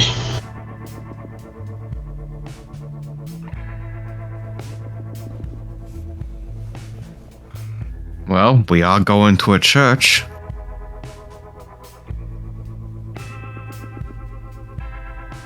Zach kind of bites his lip at this. It tries to hide it.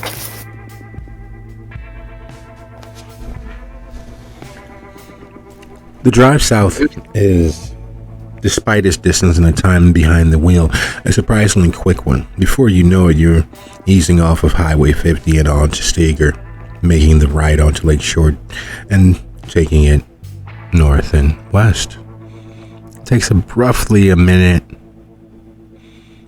the moment you make that ride off of 50 on the Steger to find yourself in front of, without a shadow of a doubt, the largest church that you all have seen in quite some time. Now, while Dalton itself has more churches per capita than anywhere else you have ever seen, they're small. They're storefronts. They occasionally take a block here or a block there. But this fucker, and that's the best way to describe it, because it is a fucker. It fucks the landscape. It fucks the homes nearby. It is a point of unbridled sheer dominance. There are homes connected to the church's grounds. There are parking lots large enough to fit the entirety of the Piscateer and its tunnel structure onto its grounds. This is a compound designed to beat everything and everyone who approaches it into submission. The church says, "Here rules my God," and everything else is small in comparison. You're not sure, but you're almost positive that the back building is actually a helipad.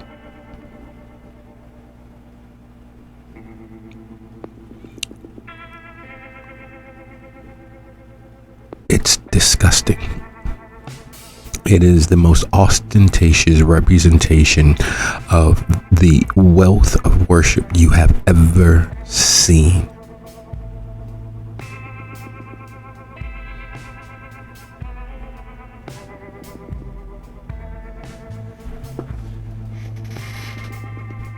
Oh, I, for one, would say we have definitely come to the right place.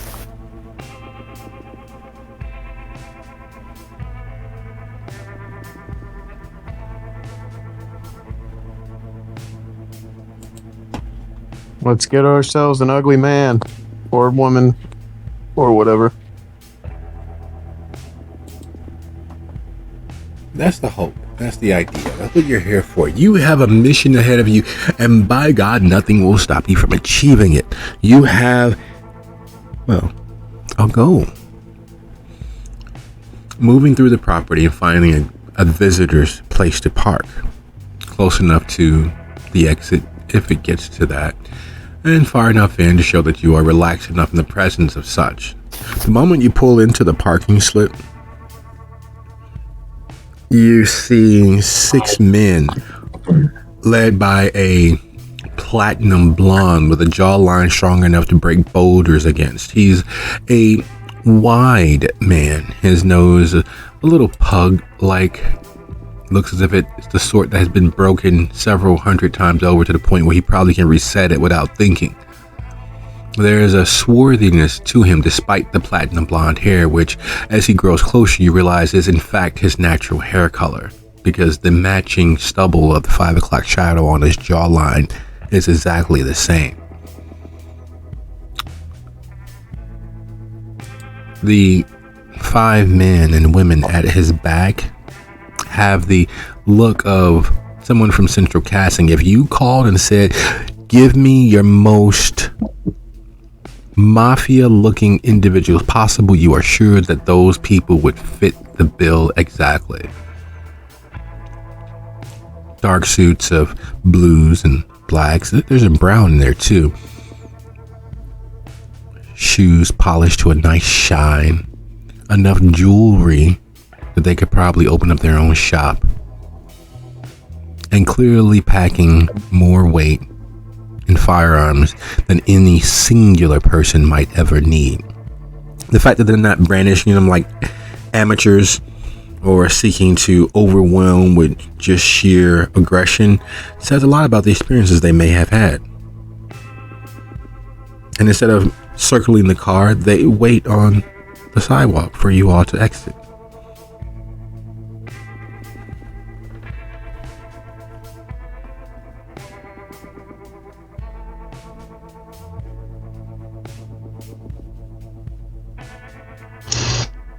Dear very carefully to the car, whispers, knowing that, she has to whisper so that she's not overheard, but wanting just the people in the car to hear her. Well, I didn't know that there would be a Game of Thrones Soprano crossover episode this evening, but here we are.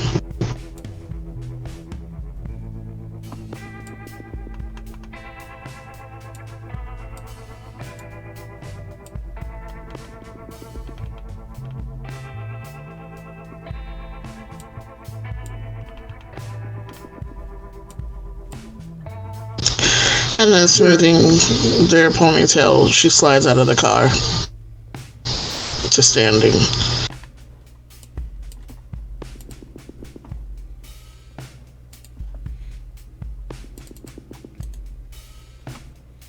As you step out of that car, does anyone else follow?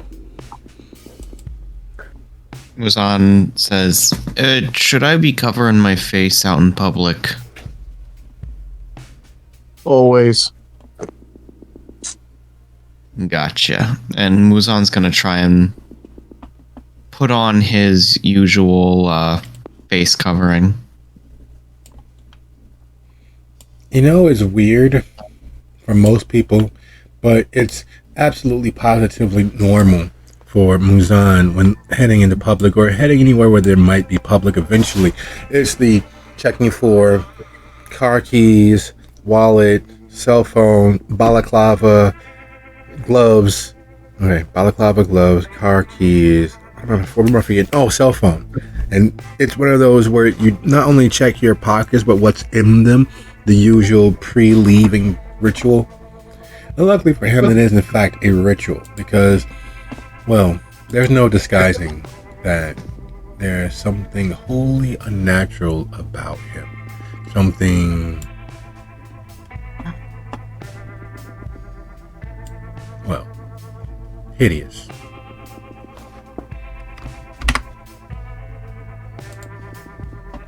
And to give you all a better image of who is standing there on the sidewalk with the 5 men and women at his back, I'll post that for you guys over there in, let's do general, shall we?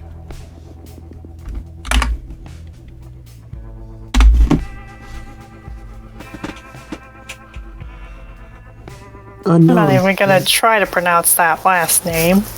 Hugo Carl. Karjak.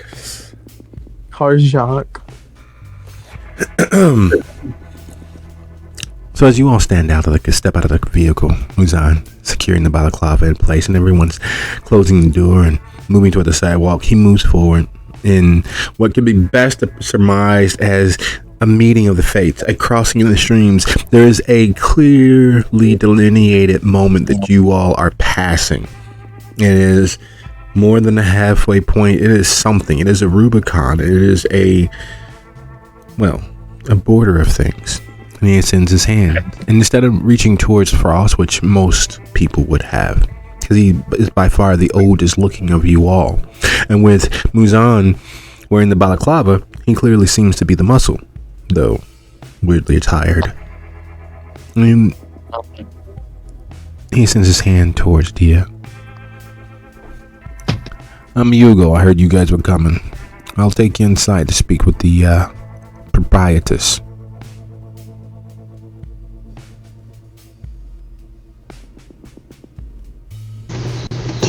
Concordia, thank you for meeting us on such short notice.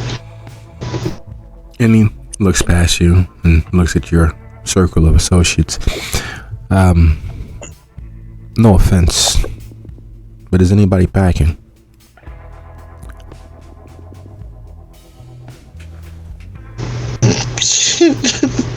Very carefully looks at Frost.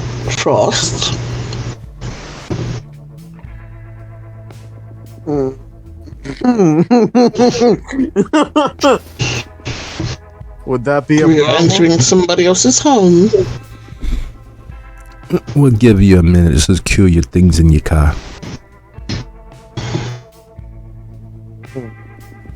He walks back and takes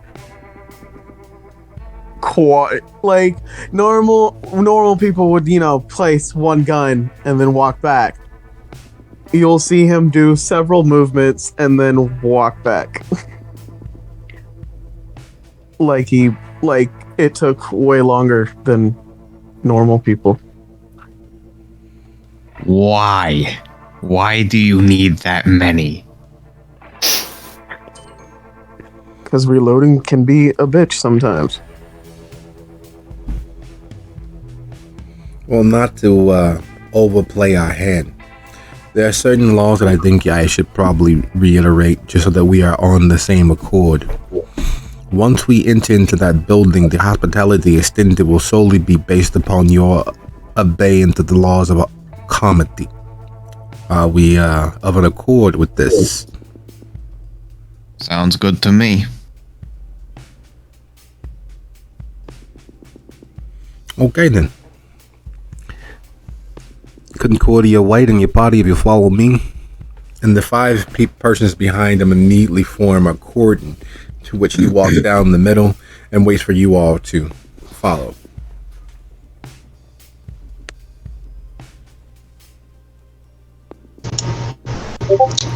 Tia is going to head high and strut like she owns this whole place because that's all she knows how to do.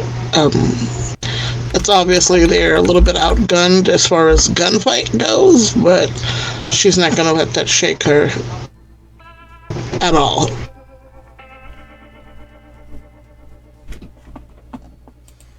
As you all move towards the church, instead of going through the main door, you all led around to a side, which opens into, well, enough space for that someone can actually build a mansion inside. But it's quiet. It's nice. It's, the marble floors, the sound of your footfalls echoing on into infinity ahead of you all. You are led through the building until you are, well, greeted by the male version of Hugo. Well, the female version of Hugo. She clearly is a woman who has experienced much the world has had to offer and managed to come out the other side dead. And she stands to a semblance of attention when you all walk in.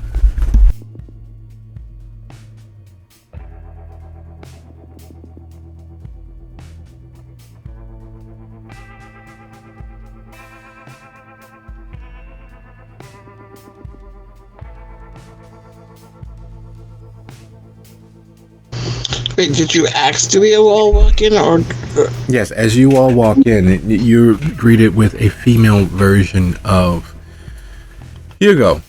And it's odd that there's such a clear similarity of appearance, but they are clearly not, well, you wouldn't easily normally say that they are related. But lo and behold, there's a impossibility of them not having some blood shared somewhere down the line, maybe 2-3 generations ago. Maybe they sprang from the same tree, but there is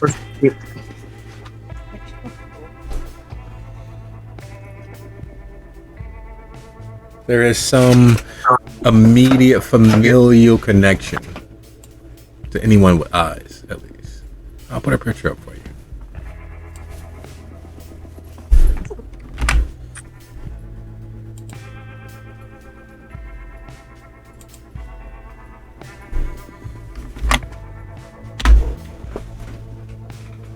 Who has criminal contacts or are streetwise at 3 or higher? Muzan does. Would you be so kind as to go ahead and roll your intelligence plus streetwise? If you have criminal contacts, you get to add that as well. So he has 3 dots of criminal contacts. So you said intelligence and streetwise? Yes.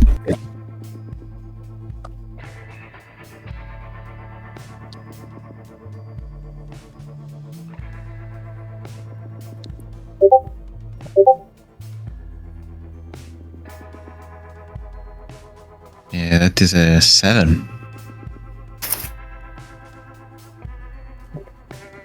You're not sure whether it would be better if you bowed and scraped or you punched someone to fight and show how skilled you are.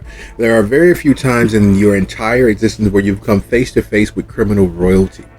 The Castigliones and Tories literally run the pipeline from Montreal to New Orleans. If it is dirty, if you need it fast, they are the family. They have diversified not just throughout the entirety of the criminal empires that have ruled the area, they have mastered them, one-upped them, and are backed by legal shelf companies. So 95% of their criminal gains is washed and returned to them as clean, viable cash. So they're not just rich criminally.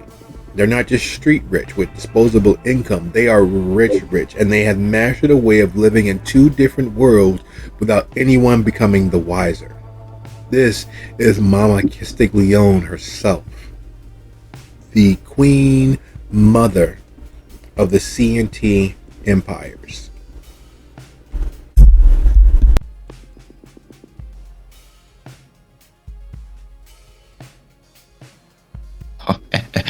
Well, I'll be. I didn't realize we'd be meeting royalty today.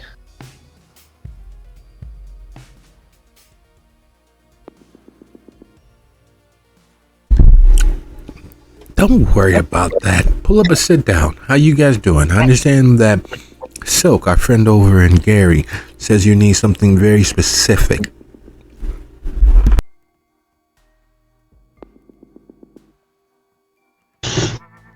Dear not. Thank you for meeting us on such short notice again. I said that to your man outside, but again, I want to reiterate how grateful I am that you're willing to meet us on such quick turnaround. And Dia will sit and cross their legs as like smooth as silk. You know, that's their normal sit pretty situation. You know, making their presence felt.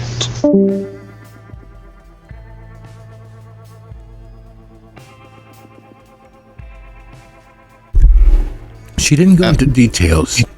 Would you be so kind to illuminate us for this? Do we want to wait for Zach to come back?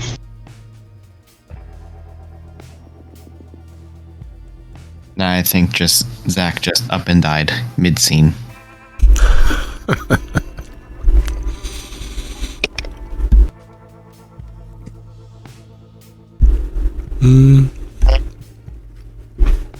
It is 31 after the hour. We can take a quick break here and be back at 41 after the hour. That work for you guys?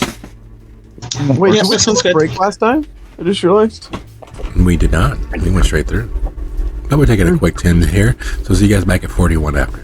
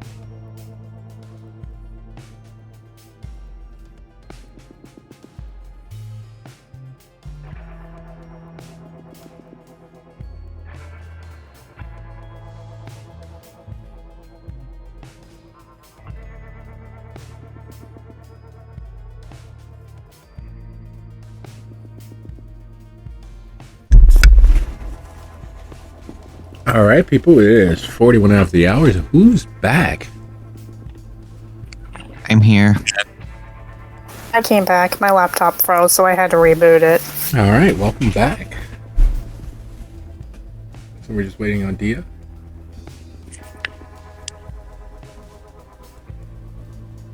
And a slightly less caffeinated Frost. Yeah, I didn't get coffee. Really? Okay.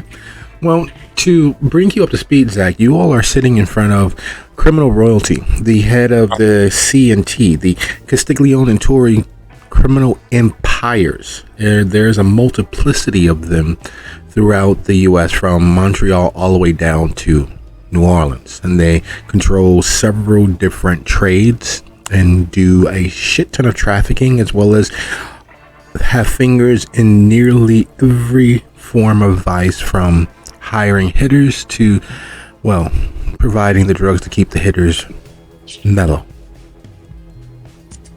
They include theft, racketeering, extortion. If there is a vice that you could name, they have either cornered the market or control who's cornered the market. And you're sitting in front of Mama Cass, the recognized head of the Castiglione Tory empires, because, well, according to the last reports, Don Wojci Castiglione is rotting in federal custody in Colorado.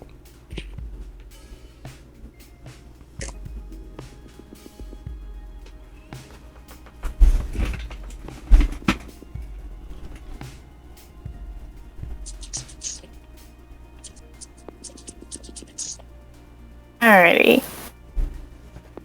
If you check general, that last image is Mama Cass. She is a hellion of sorts. She's ruled the family for the last few years, and, well, you have an audience.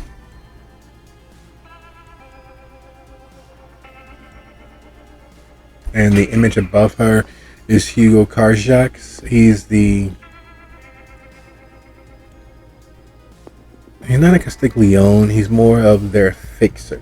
He's not officially recognized by any law enforcement as part of the C&T, but those in the know understand that seeing him, you are pretty much seeing the Metatron for the head of the families.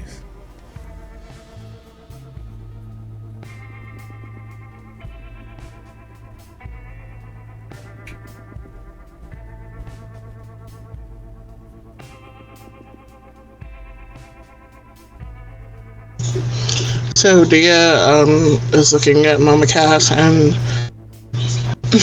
well, basically, what we need is the ugliest of uglies, as far as both corrupt in soul and visage.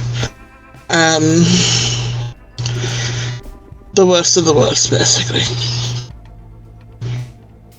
We need a kind of that sort.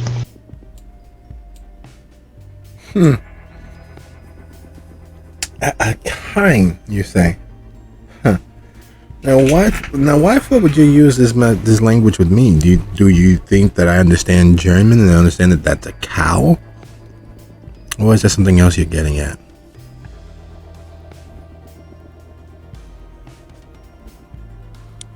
We need a viable scumbag person that can fight brutally. You don't look too bad yourself, so I'm wondering, just because they have to be physically unattractive, or do they really need to be the scum of the scum of the scum of the earth? Scum of the scum of the earth. Both. Okay. Both. Probably. Okay.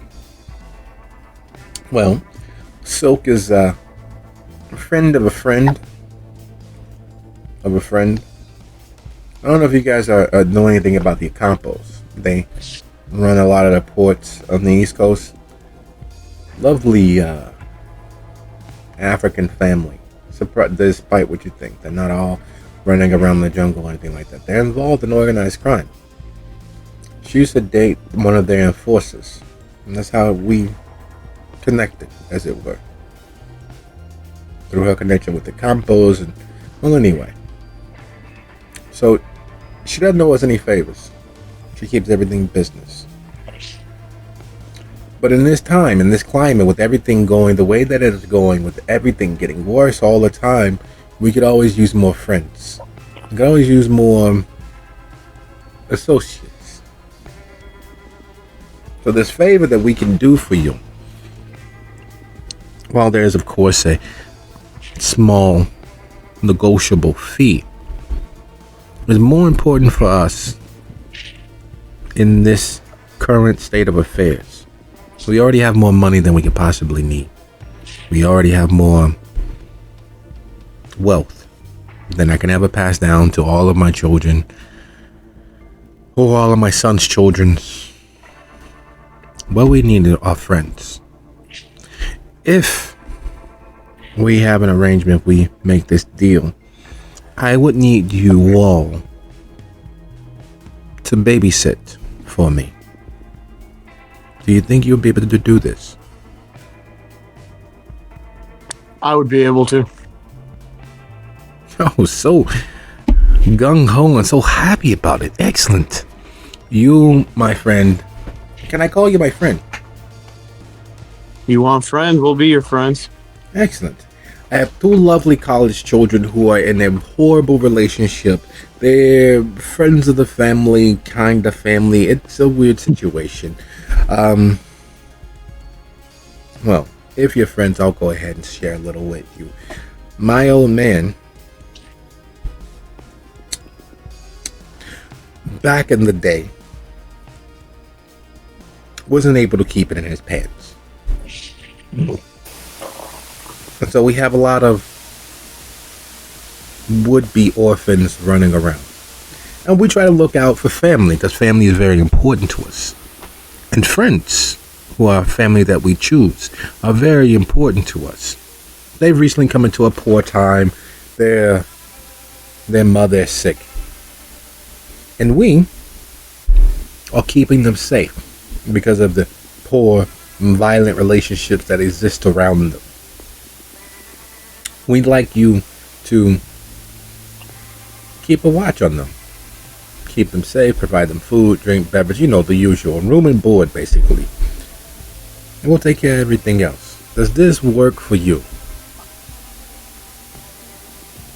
For how long? Oh, about a week. Russ looks to be a... Now, out of character, this is out of character. Dia is obviously smart and knows when she is being bullshitted. And knows wheeling and dealing. So, what is she picking up in this? What would I have to roll to have her kind of understand what's not being said? Okay. Wits plus subterfuge. DC 4. Ooh, difficult. Because nothing she said is untrue.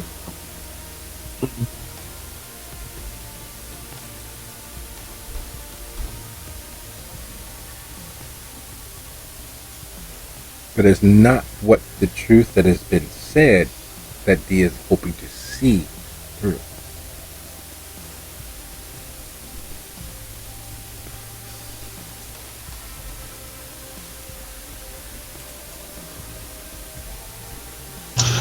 I'm looking through my merits to see if there's anything that can help me out with this. I'm guessing influential is not going to help me in this one. Looks, she's got beautiful.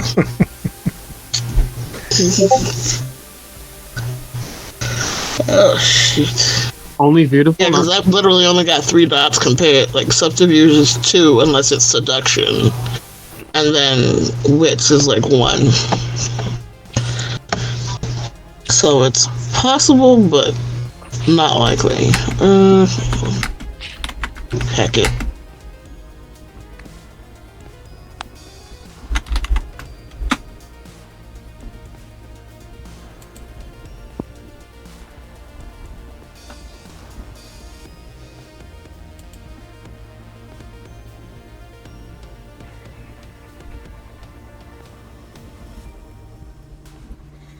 The worst thing about the truth, it is very much like love itself. It cannot be denied where it exists.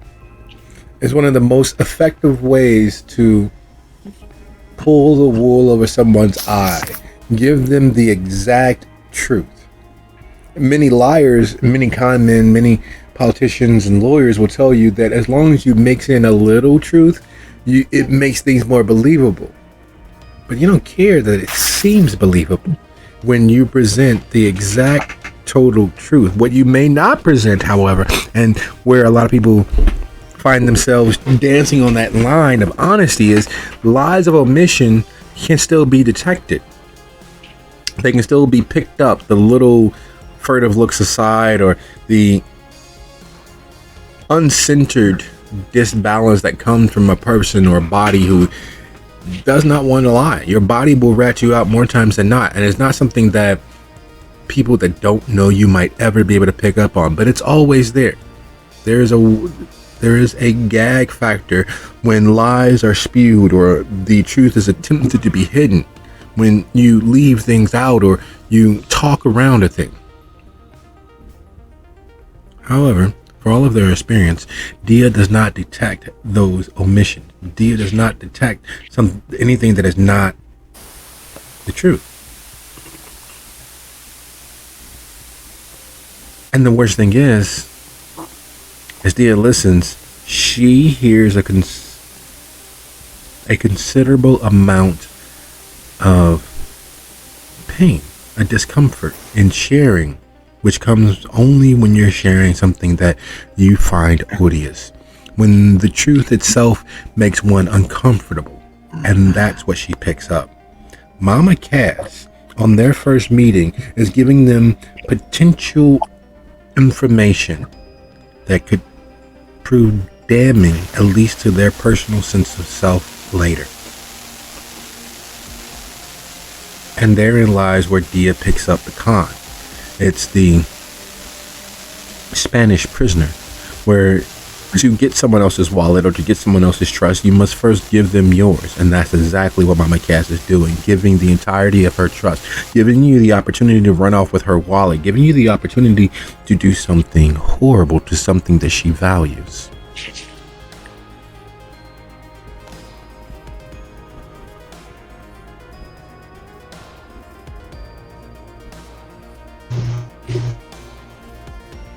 Dia keeps the straightest of faces, and after hearing Frost all but volunteer them for babysitting, Dia nods. A week. At the outside, hopefully less than that. Hopefully considerably less than that. We should be able to pick them up tomorrow at the earliest. If it does not happen at the outside, at a week, no matter what happens, we will retrieve them from you. They're lovely girls, honestly. I thought that I would hate them, and I do. But they're good people, so it's hard to do so. Well, we will keep them safe, yes. Actually, the Piscateers is one of the safest places I know right now, considering all the rest that's going on, so yes, they will be perfectly fine with us. Now, just to be perfectly clear, by safe, do you mean actually safe and no harm shall come to them at all? Or by safe, do you mean return them alive, but if we get hungry, what's a few holes in their neck? Despite their young adult age, these are relatively sheltered girls. So that sort of thing, I don't think it's gonna fly the way that I would normally like it to. Perfectly honest, the redhead, you could do what you want with her, but Stella, you gotta keep safe. She's my old man's bastard child. So both are preferred to remain hale and hearty. But if something were to happen, something unavoidable, if there's a fire, there's a shooting, you guys up there in North Thornton Township. So if there's a drive-by shooting or someone decides to, break up your place, and you can't say Faye, we'll understand. But above all else, Stella has to be perfectly unharmed. You think you could do this for us? That's doable. Excellent.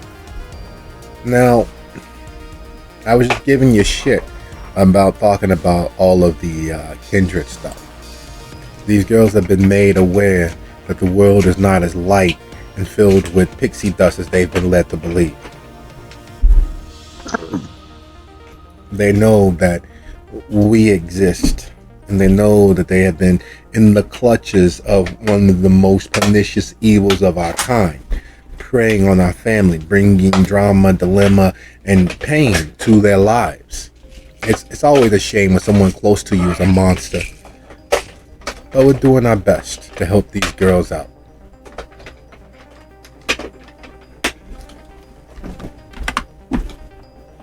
Did you want to meet them before you take them into your custody, to your care? Actually, that brings up a good point. With us attempting to keep them safe, you're mentioning that they are possessed of a potential bad element. Would that person or persons perhaps come looking for them? Should we be aware or worried about such a thing? Normally, that is a possibility, but that's one of the reasons why we're going outside of our usual network of safe houses and associates. You happen to need a favor at the time that we need a favor, so you are an unknown quantity and entity. As you notice, there's no cameras anywhere in this building. There are no video anywhere in this building. There's no way to track this meeting back to ever having happened. So even if the bad element that they were caught up with decides to, I don't know, pull a hero move to do the whole commando thing, kill the whole compound, find the data files, get it to the plane, and run from Darth Vader or any of that stuff, it's impossible. We don't know you up until today. You don't know us up until today. So there's no connection to us that will form except for from this point going forward. So there's no way for any Sherlock Holmes or Hercule Poirot or Columbo to be able to put anything together. You are our last best chance of protecting these girls until we have reached an accommodation where they might remain perfectly safe afterwards. You'll be saving lives. You'll be a hero to us. And a favor for a favor, small finder's fee. We'll take care of their room and board in terms of whatever you need to charge for them. I don't think they eat all that much, honestly. They're mostly skin and bones. I don't know what's wrong with the youth today. They need a nice good meal of some garlic bread, some pasta fagioli, maybe a nice big pot of masticholi. But no, these girls eat that keto stuff. They're always working out and sweating away what little pounds they got. I never understood that. Don't they want to have kids one day?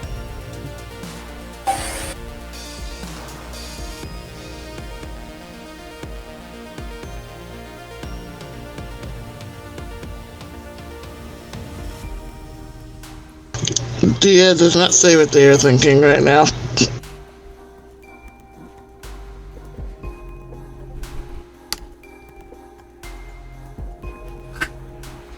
So let's go meet the girls. The dark-haired one, her name is Stella, my old man's bastard child. And the red-haired one, that's Faye. She's not really a member of the family, but her and Stella grew up together. You know how hard friendships like that are to break. We didn't have it in us to break their hearts like that. There was so much we were already telling them. I could only imagine the pain they felt finding out they were so close to a monster all this time. I know how I felt. I'm old enough to almost be there. Very hot and attractive grandmother, and I know how I felt when I found out. So, you know.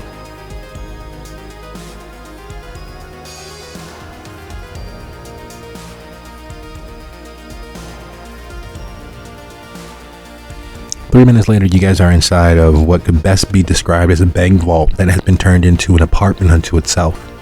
It is a huge space that was formerly clearly used to hold relics of some sort. The walls are still lined with gold, and while the interior designer who made it was clearly skilled with spatial management, the bones of where you are is not lost on you. From the very round entrance door that has been made so that it actually is not locked, to the very secure and almost bomb-proof sound diminishing that happens from the walls being so thick. If you were the sort to believe in being uber prepared, this is very much something that you all would do for your daily deaths, because there's nothing short of a direct attack from a missile that would cause these walls to fall.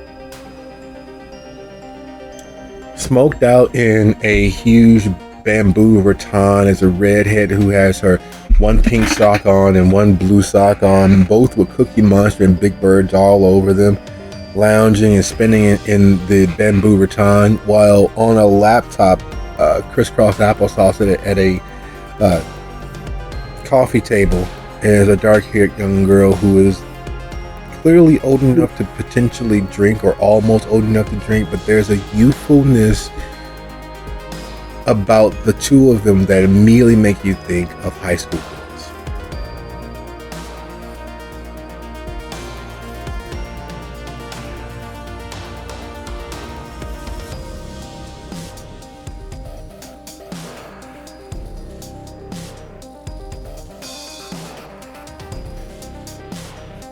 There is a very slight sigh.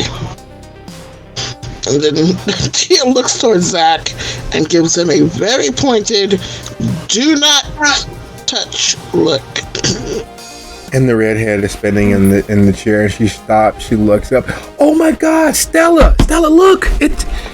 And the dark-haired girl looks towards the doorway. And as Dia is giving the very pointed look, causing Hugo to look over his shoulder as well, Mama Cass pauses, looks from the redhead back to Zach. Oh my God! And she gets up, still clearly in the middle of toking the last bit of that lovely, tightly rolled joint that's filled the very air with the essence of THC. And makes her way over. She throws one arm over Zach's shoulder. Oh my God, we loved your show. Who was the dark-haired girl you were dancing with on stage while you... Oh my God. And Stella, not quite as enthusiastically, walks over. It was a pleasure seeing your show. We haven't had a chance to get to the Rosie, and I do want to apologize for our fake IDs. Your security guy didn't find it until we ordered our last drink, but it was great. You put on a great show. Always a pleasure to meet fans. And then he gestures an arm towards Dia. This is Concordia White, but we also refer to her as Dia, as he gestures an arm towards Frost and Muzan. Hey Dia! Muzan. Oh my God, you're so cute. You remind us of our boss. Yeah, if we can ever get back there, but we're going through some things right now, and Miss Castigliones said that she'd help us out, and well, hi.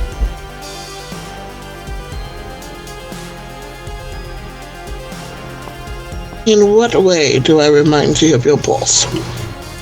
You're so fucking hot. What? Oh my. Well, thank you. Dia seems genuinely taken aback. Careful, dear. You might have got more than you bargained for.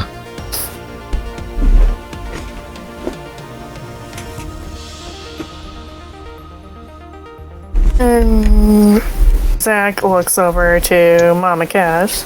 I think they may be a little starstruck. No. We're cool. We're cool. Like, of course, I didn't know, like, you Mrs. Castiglione, thank you so very much for your hospitality. But I didn't know that you knew so many local celebrities. Like, we saw him on the YouTube video a couple of days ago, chasing down that guy who stole all those cars over on the west side.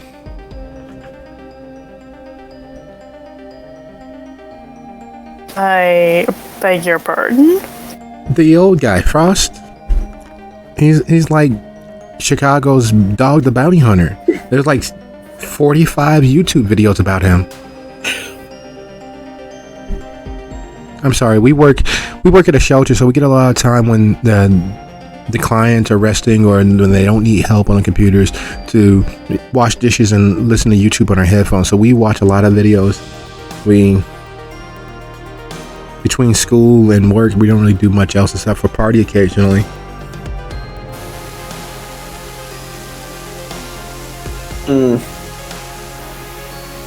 See that, Frost? You've got fans. I know. Why don't you give them an autograph?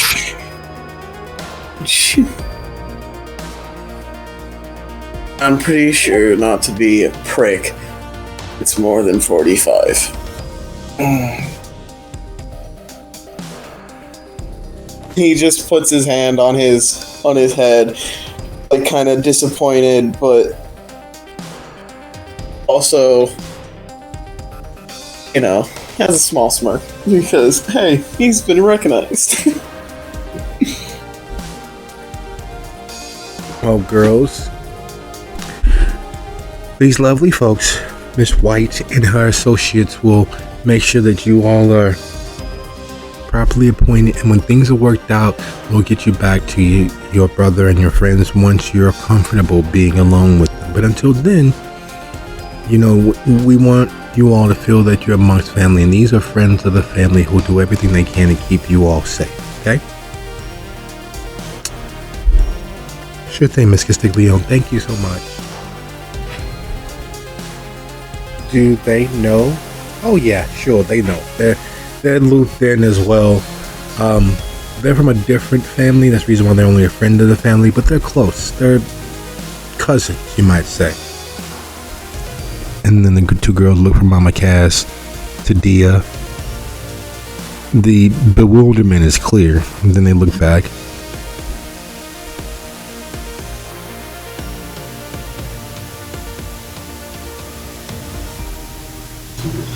Do you young ladies have bags or things she might need to take with you? Oh yeah. And then Stella moves toward the coffee table, packing up her laptop, which is clear that she was actually doing schoolwork of some sort. There's several books of very boring titles and far too large with far too small a print that she begins packing away. And Stella moves to the reclined chair and pulls up what amounts to a plastic shopping bag filled with various utensils necessary to maintain a very appropriately high cruising altitude. There are vapes, there's tinctures, there's pills, there's a whole number of things. And the one thing you all take some measure of security and pride in is the fact that even from where you stand, you could smell the quality of the cannabis that she is packing away.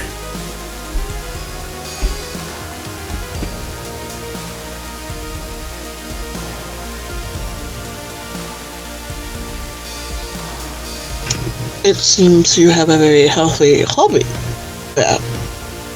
Oh yeah, I used to date a guy that used to work at a dispensary, plus he was part of several organizations on the west side that dealt in pharmacological dispensation for street level activities. She's lying. They didn't date. They got to second base, and she keeps stringing him along because she gets anything she asks for. Everything she asks for. Because he hasn't made it all the way home. Stella, come on. Hey, it's true. Yeah, but you don't have to say it like that. You make it seem like I'm playing him. Where you are, you have him on a hook, and he's dancing for you. And eventually, you're going to have to give him the fish that he's looking for. God, you're so crass. I'm honest. Alright, fine, whatever. Dia stifles a serious chuckle, kind of like. I commend the young lady for having that much game. I mean, I can very much appreciate using what you got to get what you want without giving up too much. So yes, kudos to you, young lady. And as they pack up their things, and you all make your way back out to the car, and it's only as Hugo escorts you all back out that he pulls you to the side and is like, would you be so kind as to open your trunk?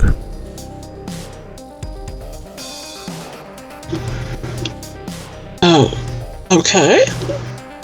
Not a problem. And then Dia, uses a little key fob to pop the trunk. And as you get all the girls inside and everyone's trundling inside, your trunk bounces and as if there's been a large weight tossed inside. With the trunk raised as it is, it's hard to see exactly what they put into your trunk, but it's clear whatever it is quite healthy, quite heavy. And then Hugo moves back to the side door, leaning in, resting an elbow, and says, you may want to unload the girls first before opening your trunk. And if there's any problem, and he reaches in and actually hands you a leather slapjack, a few whacks with this, and he'll be able to tow the line. Whatever you choose to do with it is on you. Have a good night. And he taps the top of your car, sending you on your way.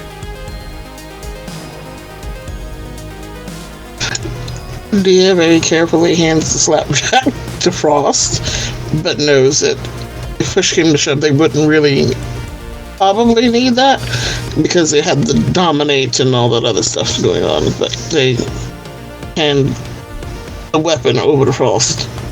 I will leave that in your care.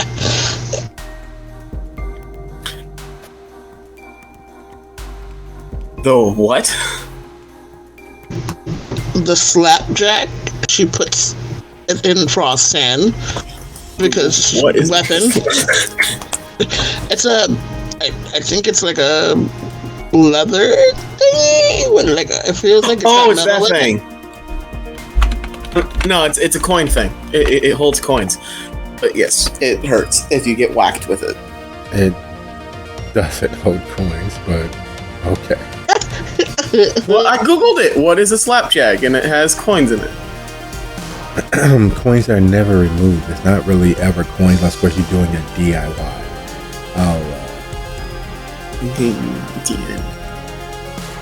I'll place the content in general for you.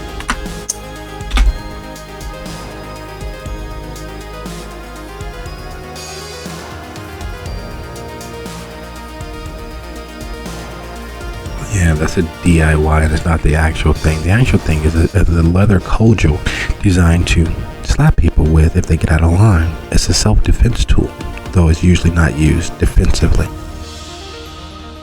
Mm-hmm.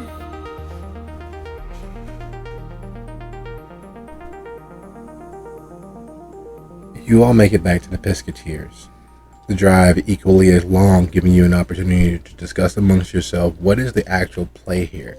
You have a fetch quest and a babysitting quest all in one evening. And as you are nearing the Piscateers, there is a very real fact that you know that Calabalarshi has no problem whatsoever with fairly disrespectful nudity. There is also the fact that you have two humans who are aware of kindred society in your midst. And to add most injurious of insults, in your trunk is an unknown person which has been traded like property. There's a saying, or an understanding at least, that all of the greatest evils begin when you stop seeing people as human. And that's exactly what you all are engaging in. He's your property to do with as you deem fit. It's not the first time that you've purchased people. And it most assuredly, as long as you want to run the Piscateers as it has been run, won't be your last. But even as you're so callously disregarding the agency of another living entity, you are applying your strength and attention to protecting others. There's a dissonance there that is almost impossible to ignore. And as the coterie makes their way back to Piscateers, is there anything that they would like to discuss? So, where do we put them while we're out at the fight? Do we let Galabalashi babysit them? That may not be wise. What are you talking about? I'm sure they'll get along great. Tell her to share the whatchamacallit, the weed with them, and I'm sure they'll absolutely get along swimmingly. Well, they seem to have a liking towards Zach. That they do indeed appear to. The thing is, I need Zach with me at the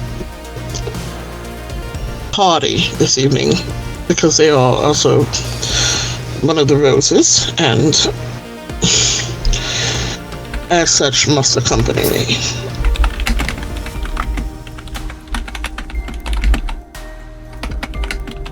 Don't tell me you need me to babysit them.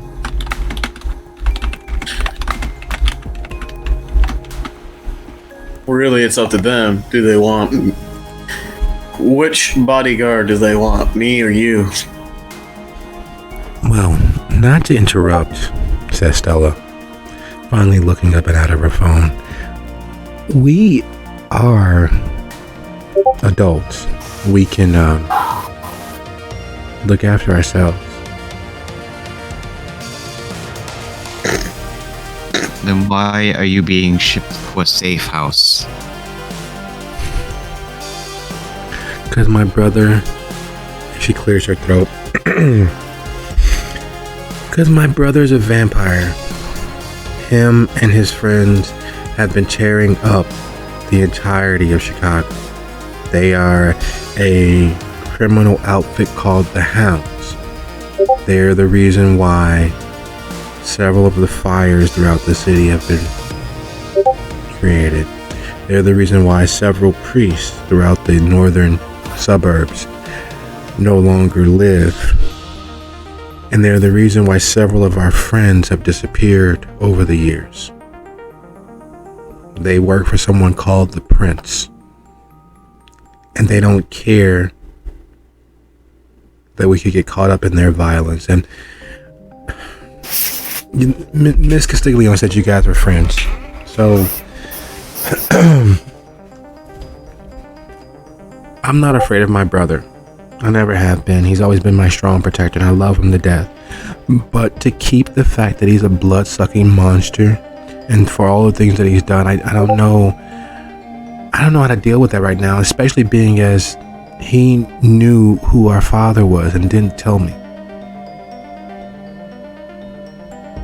He knew that his bodyguard was our cousin, the same person who's been in our house with us, smoking, partying, and doing other things, was our cousin, and he let it happen.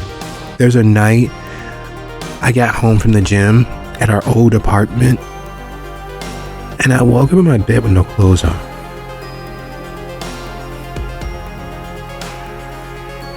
I don't want to go into the details of how that made me feel, or the fact that I don't know what happened. There were leather boots and leather bodysuit on the floor next to the bed. And the only thing that he said about it is that everything is all right. Nothing happened. It was fine. There's been a year and almost 6 months of secrets. Little things that he does. He has these cases and crates that he won't let us go anywhere near. And he has strange people by our job all the time. He's handing them water bottles or lunch pails or juice containers of things that I don't want to think about. But with everything else that the Castigliones have told us, I don't know if he's the brother that I knew.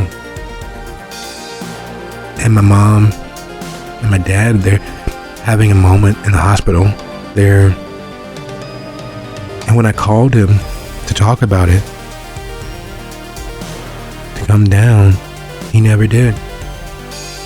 So I went with my father, his family, and they've been keeping us safe and keeping us moving around because my brother he's a genius. He could find anyone. You know that movie Taken by Liam Neeson? That's him. There's nothing that he can't do if he puts his mind to it. And it's only because the Castigliones are rich and have friends that we've managed to stay up ahead of him. I'm sure that he's out there kicking someone else off the roof or shooting someone else or driving his car over someone else's face to find us. And I know it's wrong. I know that we're technically the cause of all of the violence that is probably tearing his way through the city, but I can't face him right now. I don't know if you know what it's like to know someone that you care about and love has a secret that is life-changing and they don't trust you enough to share it with you.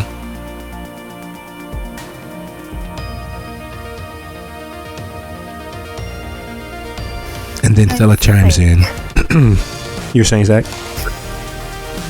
I think each of us may be able to relate to that to at least some degree. Maybe not all of it, but at least parts of it.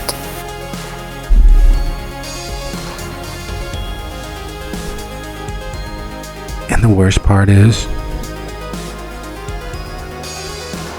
the absolute worst part is because of my cowardice.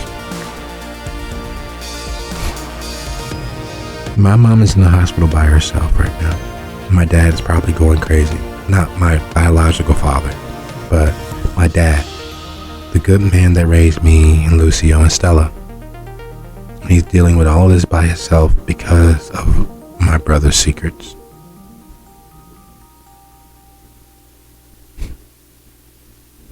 I mean, I love him. I feel bad, but I can't get my head right. Every time I try to figure out how to maybe call or it's just so much sitting there. Like, how do you tell someone, I know you've been lying to me. I know you are a hitman for a crime lord. I know you've done terrible, horrible, evil things.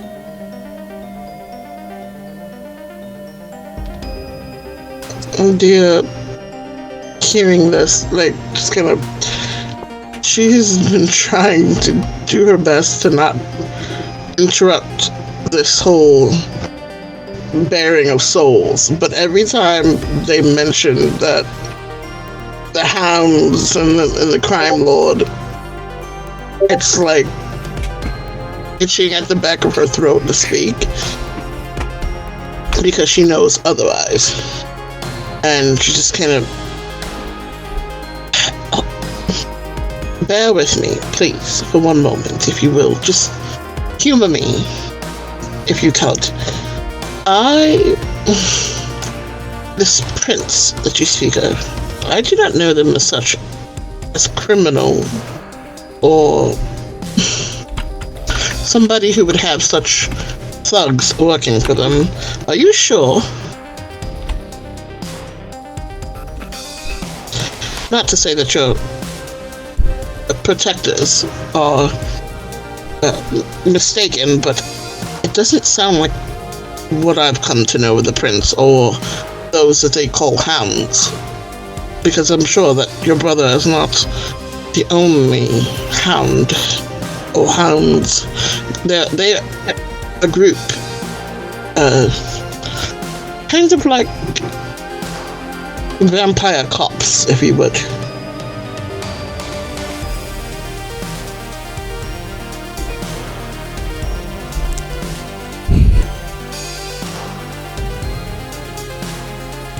They showed me pictures of their victim. One of our friends disappeared the night of the party where everything went bad. Well, the night before everything went bad. And we thought that it was something unrelated. We went to school that morning, everything was fine. Turns out that my brother and his friends threw him off of our roof onto his head.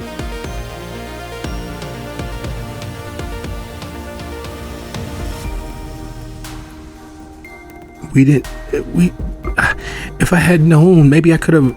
He was a little creep, but he was a decent guy.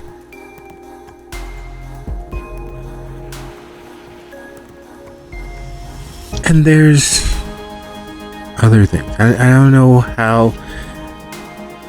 I don't know why, but supposedly he killed a cop. You can say everyone has a side of them that they don't want others to see. But he said he would always protect me. He said he would never lie to me. And for a year he's been running around doing this prince's dirty work without telling me. I could have helped him. I could have kept him from going so far. I could have kept him from having so much blood on his hands. Because just like Miss Castigliones said, there's a line that once you cross it, there's nowhere to go but down. And everything that, all the evidence and all the proof that they've told us, showed us, I'm not sure he hasn't crossed that line yet.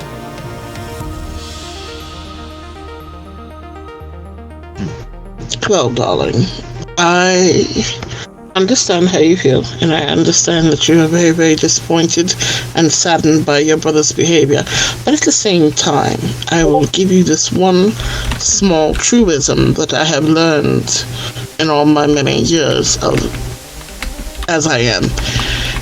There is one person's side of the story, there is another person's side of the story, and in between that lies the actual truth.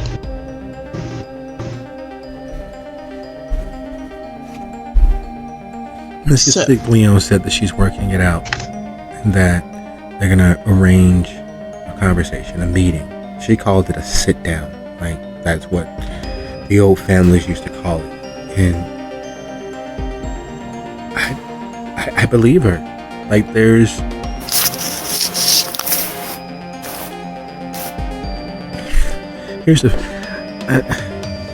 we grew up in the same neighborhood as my half-brother, and him and my brother were constantly at each other's throats, constantly fighting, bickering, like brothers.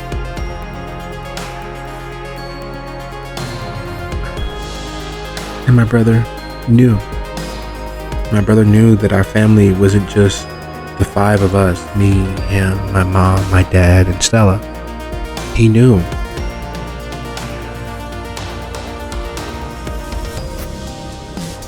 And on top of everything else, I think that's the hardest part. Was he the only one that knew, or did the other side as well know? And could they have not just as easily shared that truth with you? He kept them from us according to them. And it very much is something that he would do if he thought that it would keep him safe. Keep us safe by keeping the truth from us.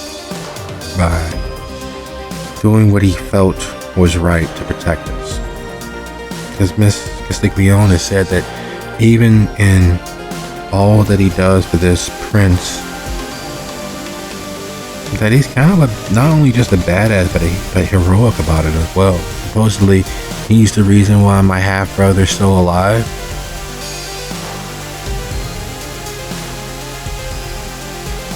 So, see, he couldn't be all that bad of a person. No one is all bad.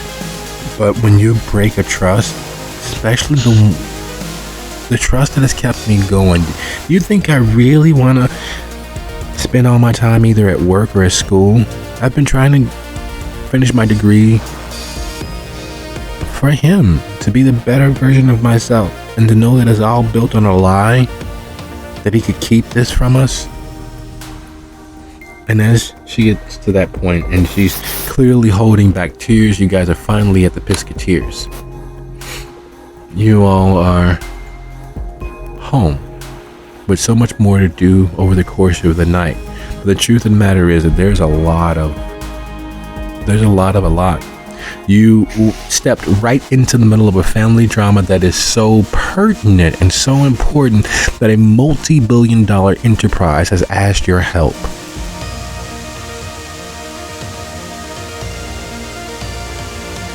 You, without any real hedging of bets or any exaggeration whatsoever, you have officially jumped into bed with organized crime. You have crossed some line somewhere along the way. Well, you've always existed outside of what most average living entities consider normal law. This is a whole nother level. And if you're successful, you'll have an ally that has significant reach.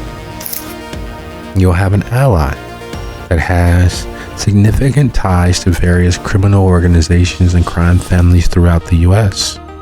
And if you are successful and they uphold their end of the deal, you will have an ally